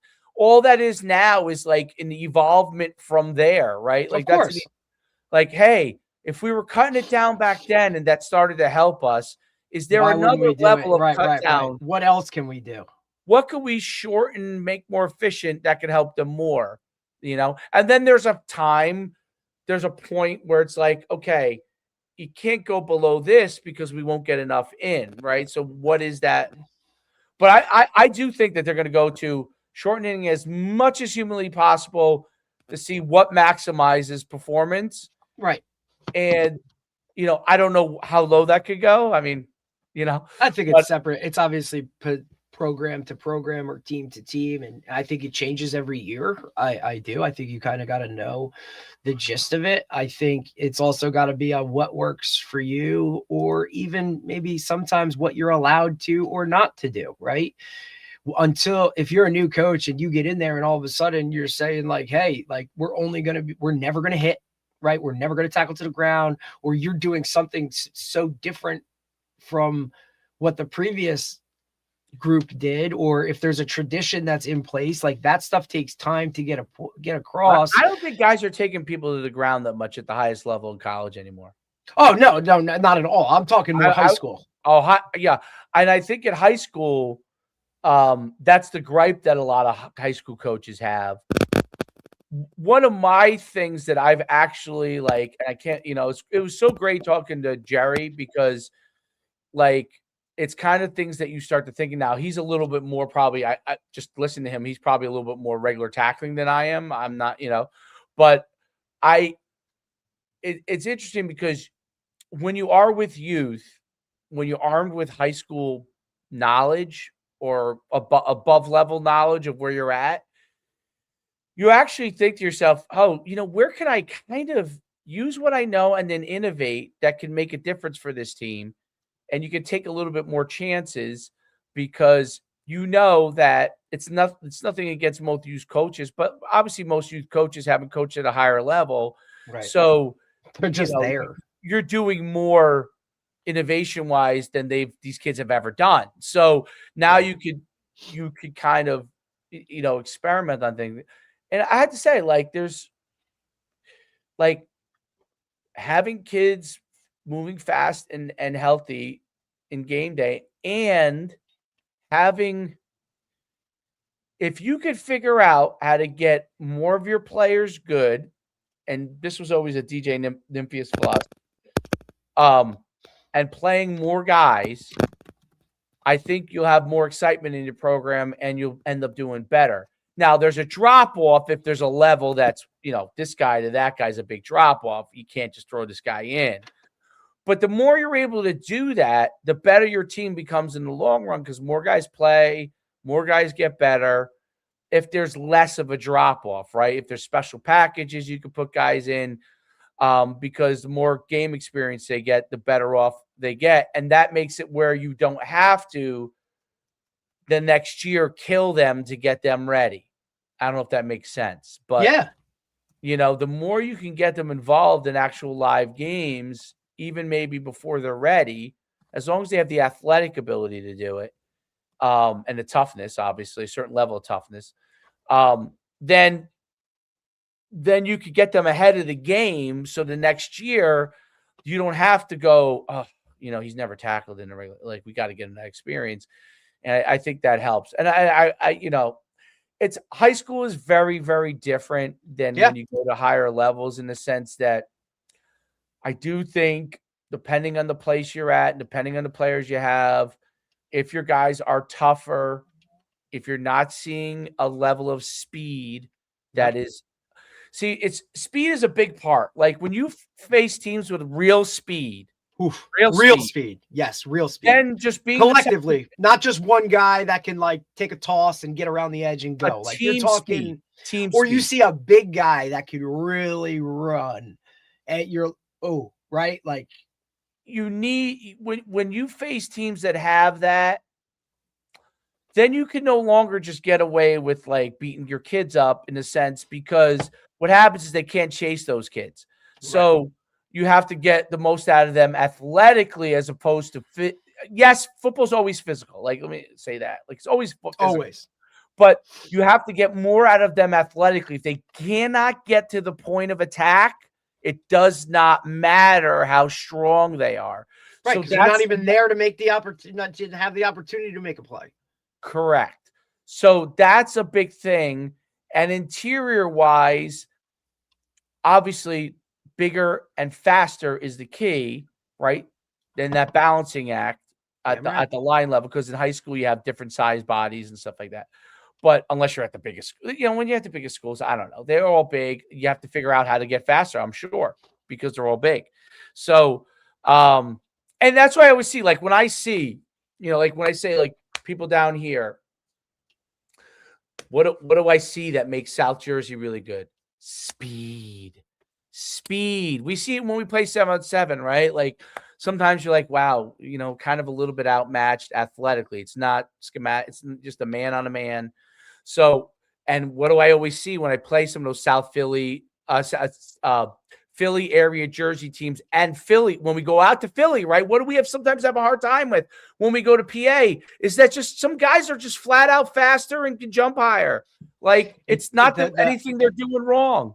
And I think we come out there, we're frustrated. We're like, did we do something? No, at the end of the day, that's just what it is. And we also talk about like the further south we move, right? Like the faster the cats get. And we talk about like it's a bit of an eye-opening experience sometimes when we do that, when we're in Delaware and we have some of those Virginia teams or some of those other teams that it's a different level of speed, right? And, Mike opened my eyes to this down in Florida when he's like, Derek, you got to understand, like you might have one or two of those guys on your roster in Jersey, but I have 10 to 12 of these guys that run at this speed, right? And it's not just skill guys, it's the bigs. Like it's just, he calls it a speed state for a reason. Like those guys are fast across the board collectively.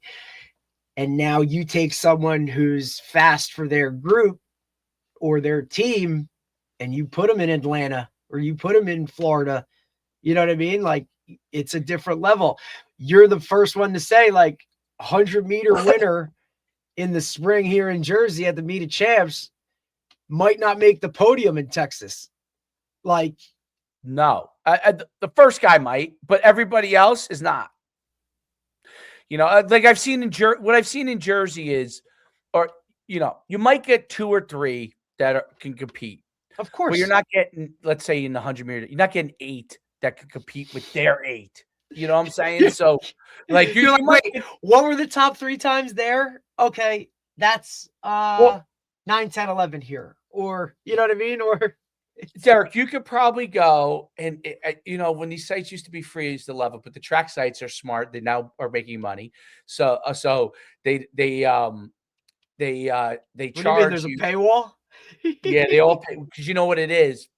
All the track results go through these 2 sites. So the coaches, it's like flow wrestling, like that used to be. You know what I mean? All the results in there. So Max you want to get your results, you got to go there. So actually, it's the best business model ever. I mean, like you would never think a sport like track or wrestling, which is in America, it's popular for high school kids to participate, but it's not popular fan-wise. But those 2 track companies, I guarantee you do very well because damn right. You don't have 10 of them, right? You're not going to have 10 of them. You have 2. So, but those 2, I mean, Mile Split and I think it's Athletic something. And that's where I go to get all the track results. And if you were to go on there and probably, which I love, by the way. What's that? I just love that. Like my eyes, obviously, since I'm working with you, has been, looking at the track results, and obviously Mike down south, like, you know what I'm saying? Like, hey, that's great. 40 times and whatever, but what's his 100 time? Which college coaches, they ask those questions, right? Like, what's his 100 time, or what's he doing track, right? The correlation between high level football players and track is ginormous. And again, didn't grow up with it, never did it, didn't understand it to that level until like I got around you and Mike started to open my eyes to it. It's why his football team trains on the track, dude. Like that's what they did. You know what I'm saying? It's part of his conditioning. It's all that kind of shit.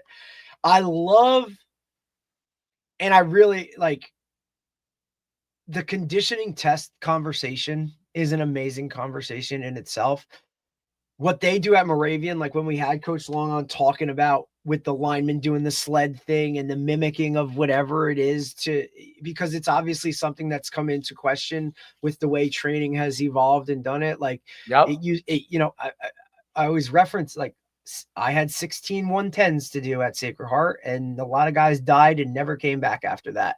Or guys would train and say, okay, my conditioning test at FDU is a 300 shuttle. So I'd be training 110s in the summer. This guy would be training a 300-yard shuttle.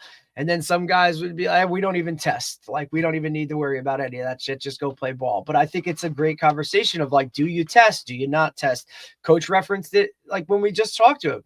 He would have really good linemen fail their conditioning test, and they're the best guys out there because it's a test. It's not what it is. You know what I mean? So those types of conversations and questions when it comes to it, like the evaluation of players going into it. And like he said, 2024, they were healthy. 2025, they weren't healthy. It's not that they changed a bunch of shit. It's just things happen and kind of whatever. Or he said he had guys lighter, or it's just, sometimes it is what it is, but I think you can always question, change, tweak, look to do things different, evolve, right? Every year there's going to be something. I want to try this. I'm going to do this or whatever it is.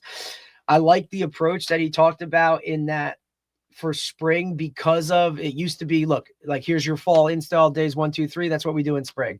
Now it's going to be, let's focus on the kid more or the athlete more, technique wise, stance wise, those types of things, the individual rather than collectively as a group, because we don't know if this is even going to be the group come fall. I think that's a big, big, big change in the way coaches approach the spring or that aspect of it, to coach the individual more so. And look, that's not saying that even if you do it the other way where you're install and you're not coaching individual skill and technique and doing those things, you're just hyper focusing on it more because that's the good of the group. That can all come in the fall, or you're hoping, right? Like, yes, we're going to try it this way and we'll see what happens. Can these guys come together in 3 weeks so that game one, everybody's on the same page? That's a question, right? But you got to be willing to roll the dice and change some things if you want to, get better.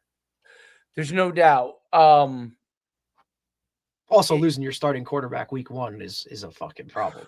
Well, that also goes to there's also a lot, like there's a lot of things that I think college coaches, and the higher level they are, the more they're starting to evolve very quickly because they're just going to get fired. Like, so, and again, everything always goes back to getting the best players you can. But in our area, and like it's you're in a bubble in Monmouth and Ocean County because it's a beautiful place to live. Okay. And sports are really important. So you have enough athletes to compete just within your world. Okay. When you expand, like there's a ton of local travel. You have no problem finding another team to play, a club. You have, because sports are such a big deal. Part of the negative of that bubble is that it's very easy to end up limiting yourself. I think now there's a balancing act. Like, I don't think you need to go crazy, right? I don't think you need to go travel the world, but I think it's good. Go compete against some guys from Philly. That'll tell you some things. Go compete against some guys from Newark or North Jersey or New York City. It's not far, okay? It'll tell you some things, right? It'll tell you where you are. And it's good for those athletes to go compete, right? Because then they'd realize, okay, I might be super athletic. Maybe I need more skill in an area, right? So it's like the classic basketball game, which I think is the most interesting rivalry in all of New Jersey basketball, is Manasquan versus Camden. Okay. Two phenomenal basketball programs, two completely different environments, completely different worlds, probably are good at different things slightly. I'm sure they're both all, as far as the way they play basketball, and you don't get that far without being disciplined in your game. But as far as styles, probably different styles, both very, very successful, right? And that can happen, right? But until Manasquan started going competing with Camden, and Camden started going and competing against Manasquan, they didn't realize either group had to change slightly into if they wanted to be the best, they would have to continue to evolve. And that's why it's back and forth. Those teams each year obviously they get different players each year, but they have to continue to evolve their game because one group is a little better at this part, the other group's a little bit better at this part, right? Mm-hmm. And I find it to be a very, very it's not about race. It's the culture of where they come from and the style of play that they have and the type of athletes they have. And they're both equally great, but it's a battle every single year. It's a really and that's why, like in the shore, Manasquan's, and you're the guy coaches with you, obviously, right? Willing to do that, willing to compete, right? He's willing to compete. I mean, I asked them hey, what, I mean, majority, if he has the option to go and play, like he has no local weekend games because they're traveling to this tournament, they're going to that tournament. Needs it to get better. Where he can now, otherwise, again, and we reference it with football a lot, and the private by you, who's kind of pigeonholed into playing a certain type of schedule, right? And just not seeing the level of competition like the teams up north see every week, week in, week out, week in, week out. So what does he do? He goes and he schedules DePaul week 0, right? To try and dial it up, or he gets a middle town from Delaware to come and play, because you have to do those types of things. If you just stay in your local little whatever, that's all you're seeing. And I think some guys are scared to venture out, but at the same time, that's the only way you're going to get any better is if you see these teams that are better or that do things a little different, right? We're all trying to win, but you got to see these things. And if you don't, even for individual players, get on that travel team that goes a little bit outside of that area, or because you might be good in your little AYF league, but guess what? What happens when you go and play a team from this place or some of that types of stuff? And it can be calculated too. Right? Environments can become uber competitive, okay? And you can no doubt. So it's honestly, I think one of the greatest. It's probably not great for the kids, but because I made that move that I didn't think anything of doing when I did it, but moving to the cross town from being from this side of town, and I know, and the uber competitiveness that goes back and forth has elevated all of our players, all of us. No doubt. And those kids are all elevated, right? And it's now people are like, oh, is it going to continue? I'm like, all you're going to see is the gap just widen between these groups and everybody else, because we happen to have a group, each of us that are in town that are very competitive, and they're all pretty good athletes. So they're all training now. They're all competing all the time. They're all trying to figure out, and they're 3-sport athletes and stuff like that, but they all play together, and then they play against each other. And so, and they all play in clubs where they play outside, and then they play against each other again. There's no relaxation environment for them, in the sense that they're always on the go. They're always on the go, and they love to compete, which if they didn't love to compete, it wouldn't matter. But they all like to compete. Right. So, which adds to that whole conversation of where is the separation of rec, people are travel, get hammers. You know what I'm saying? Derek, people are going to get, people don't, I don't know if they're going to go, these kids are going to the public school. I don't know what they're all going to do.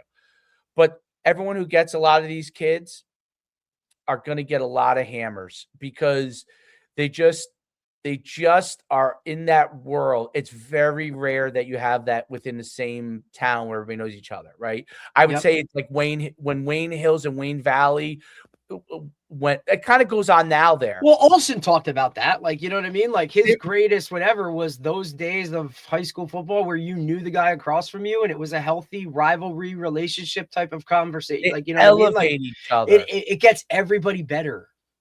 It gets everybody elevated.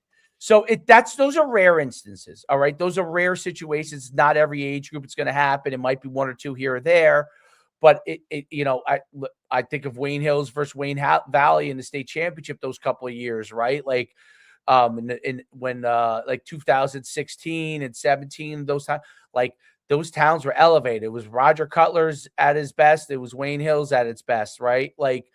And they were all elevated, all competing. They were all great youth teams at those levels when they were young. and they a lot. Some of them went to DePaul, some went to Don Bosco, but like it was just there were so many of those kids that there was actually enough to put in private schools and to be good on public schools. So it's those are rare instances, but I think that you get that all the time in Florida and Texas. Like what you see in small microcosms in New Jersey is going on all the time in every environment in Texas, in Florida, in certain parts of California, in certain parts of Georgia, in the South. So like you get that environment happening all the time, and they're like, whoa, like it just raises their level, and it helps them with development. And I think that's that's what forces the D1 coaches into like that, because it's so competitive. It'll force certain guys out of the game. It'll force guys that love that part into the game.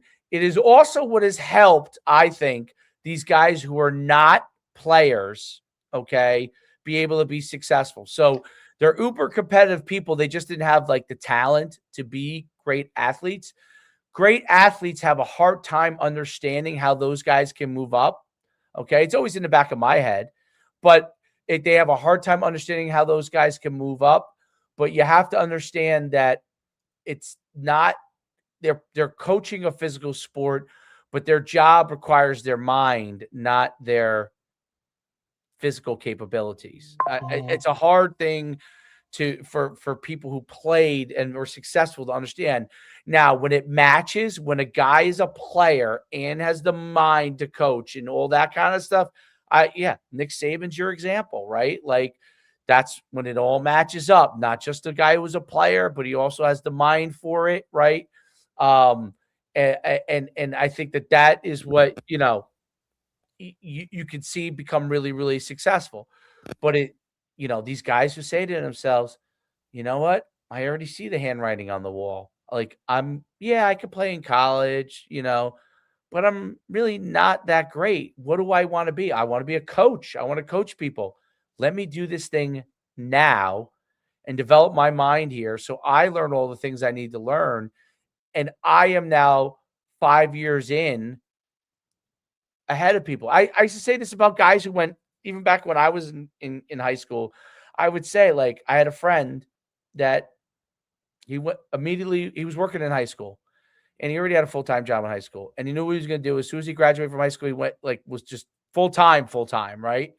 And by the time he was 19, it started his own business in that area. I was still in college between grad school and undergrad till I was 24 years old. That guy had 7 years of making money on me. He was, by the time I got out of grad school, he was already independently a millionaire. All right. So it's not, he knew what he wanted to do.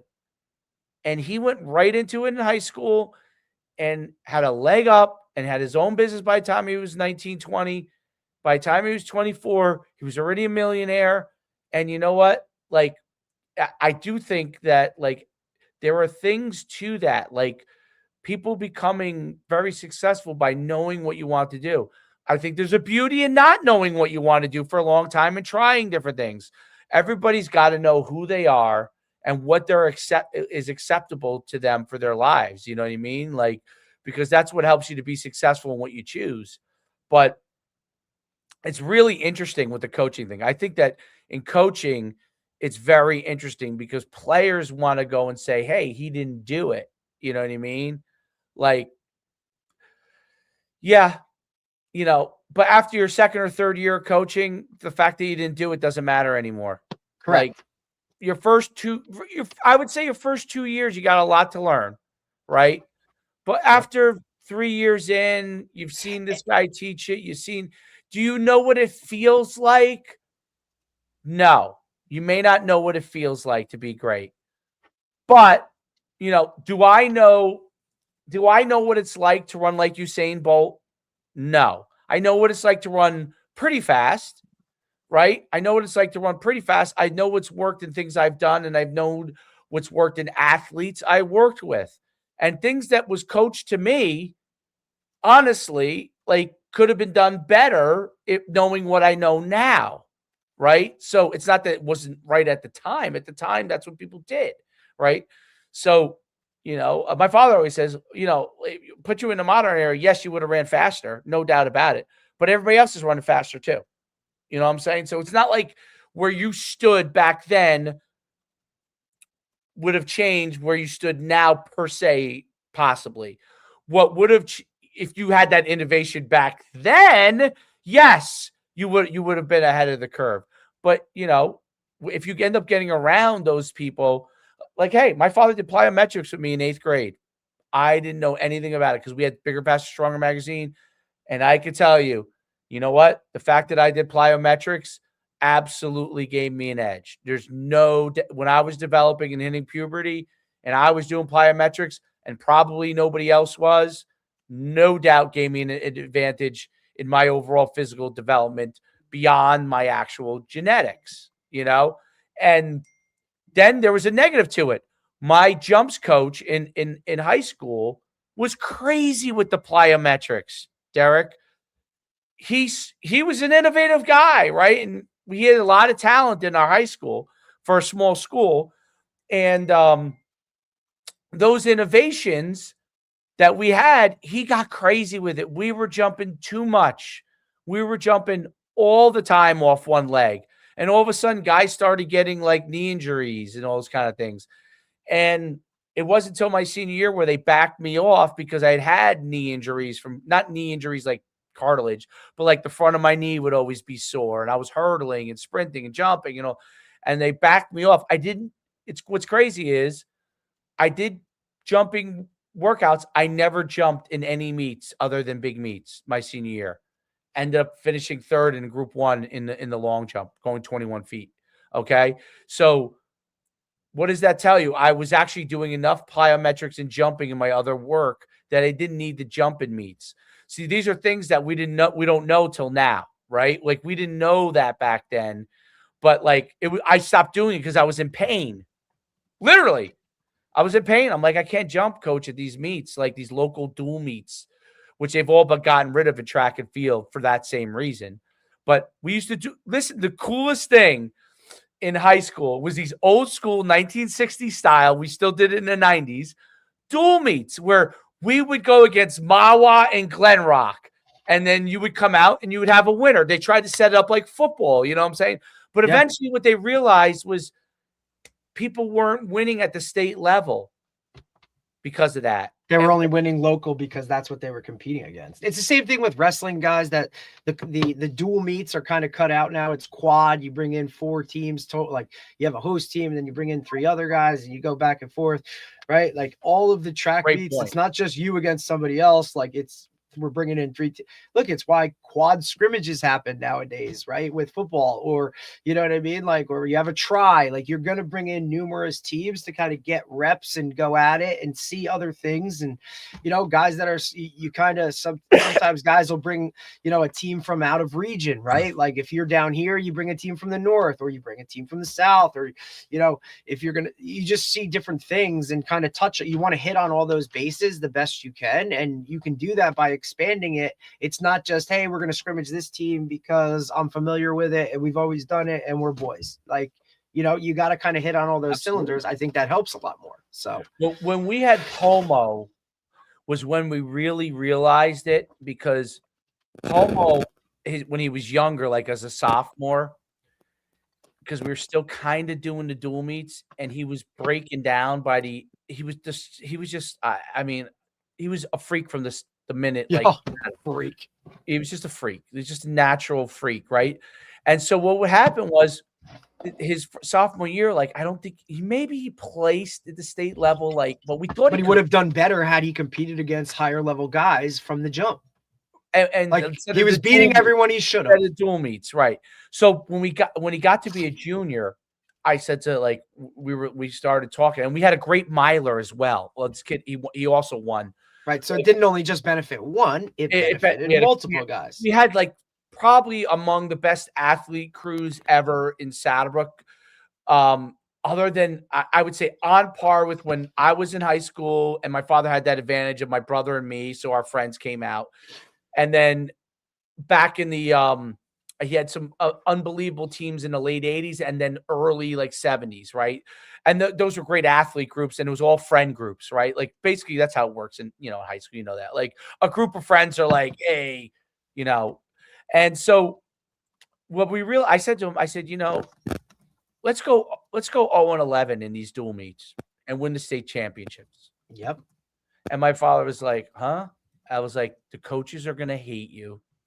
I said, and they're all his friends, obviously.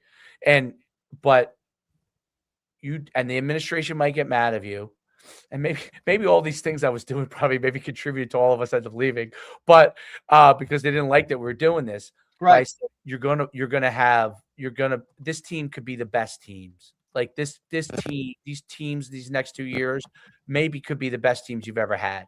And we would talk about it. And, it's one of the nice things about having your son. Like we would go to eat after and we would talk about it.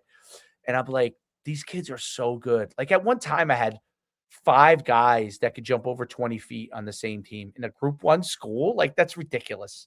Like, like I was like, these kids are so talented.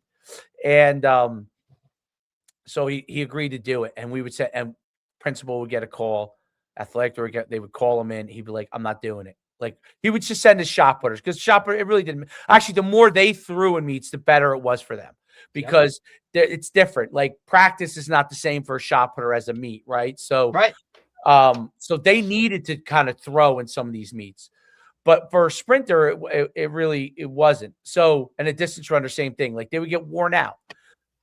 So we would send the shot putters, right? Like John Lanari, who's now at St. Joe's, he would just take the bus with like, shot putters come over. And they'd be like, WTF? Like they're like, run it as a practice if you want. We're not coming. So, you guys got the win, and you'd see the paper like these landslide losses. But that team won. But I think that's also the problem is so guys get so concerned with the wins and the losses and the development not. You know what I mean? Like, hey, we're doing this for a reason. It's not about winning or losing this because we could go do that. But we're going to try and test and see where we're at, right, to gauge for what we can develop or what we can get to in the long run, right?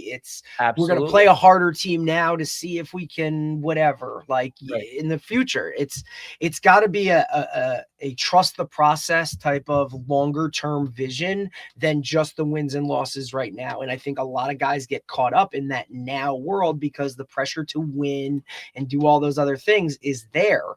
But if you can ride the wave a little bit and do certain things for the betterment of the future, now you're going to go win state titles. And it's going to be a standard that's there for years to come, not just, hey, we won this year and that's it, right? Like you got to build those things in, even though at the time it's really hard, right? And you're going to take a lot of gripes or whatever, and you're going to go through the shit a little bit, but for the long-term good, you got to do it. When we with Pomo and then had Lucas Queller also, who was a great athlete, and they were so tightly wound, like their bodies.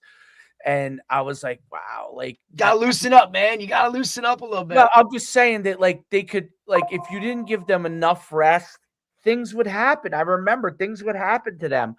And but that's knowing your roster as well, Dave, right? Like and a lot of guys aren't willing to kind of understand that, or this is what it is, or hey, these guys are this way, right? If we just back off, right, or if we only compete against teams we're gonna rock, like when the tough gets going, their head's gonna dip in the ground because they don't know what it's like to fight through adversity or whatever, all that stuff, right? Like you got to put them in sometimes situations for them to almost fail in order to like succeed in the long run. And if you don't ever put them, or just to figure out what type of player or what type of team it is, like how are they going to handle this situation when they're not the best out there, or there is somebody that can run as fast.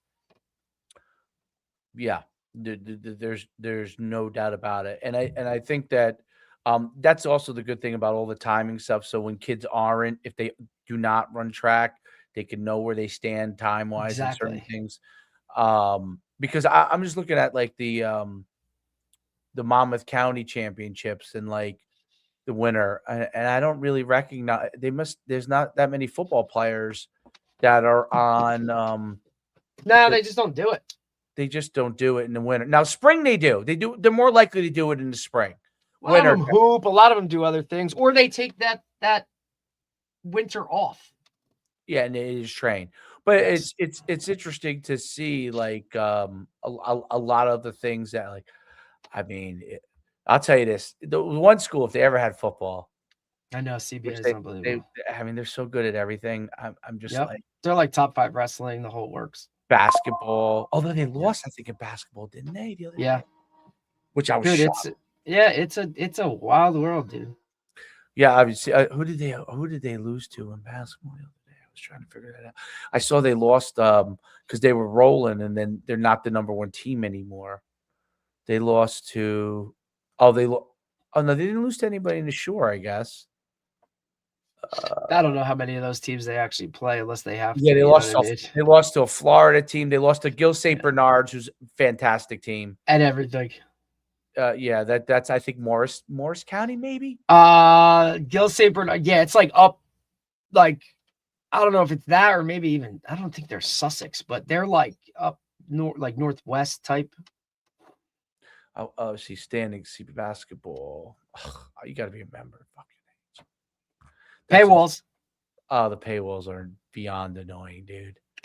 Like, I mean, I'm sure you just say, screw it, I'll pay the $1 every month. It's almost like my pride won't let me do it because I pay for a lot of things. But Yeah. like, I'm just like, I gotta pay to get like like who's ranked. I mean, in the state, like, I can't get that Right. for free. Nope. You know, Not when like, everything has a price tag on it. It's just like, hey, can I see these videos? No, you got to subscribe. Okay. yeah, frustrating. But anyway, All right, we're back great tomorrow pod. morning. Back tomorrow morning. That was Jamie Bolton, who is Coach Martin's partner on his podcast. So you got Dustin Martin the other day, which is the DC side of it. We'll get Jamie Bolton tomorrow morning, who's the offensive coordinator at Rock Hill High School in South Carolina, and they both do that podcast together. So it'll be good balance. very cool. Very Stay cool. warm, buddy. I ain't going outside unless I have to. All right, man. I'll talk to you later. Bye.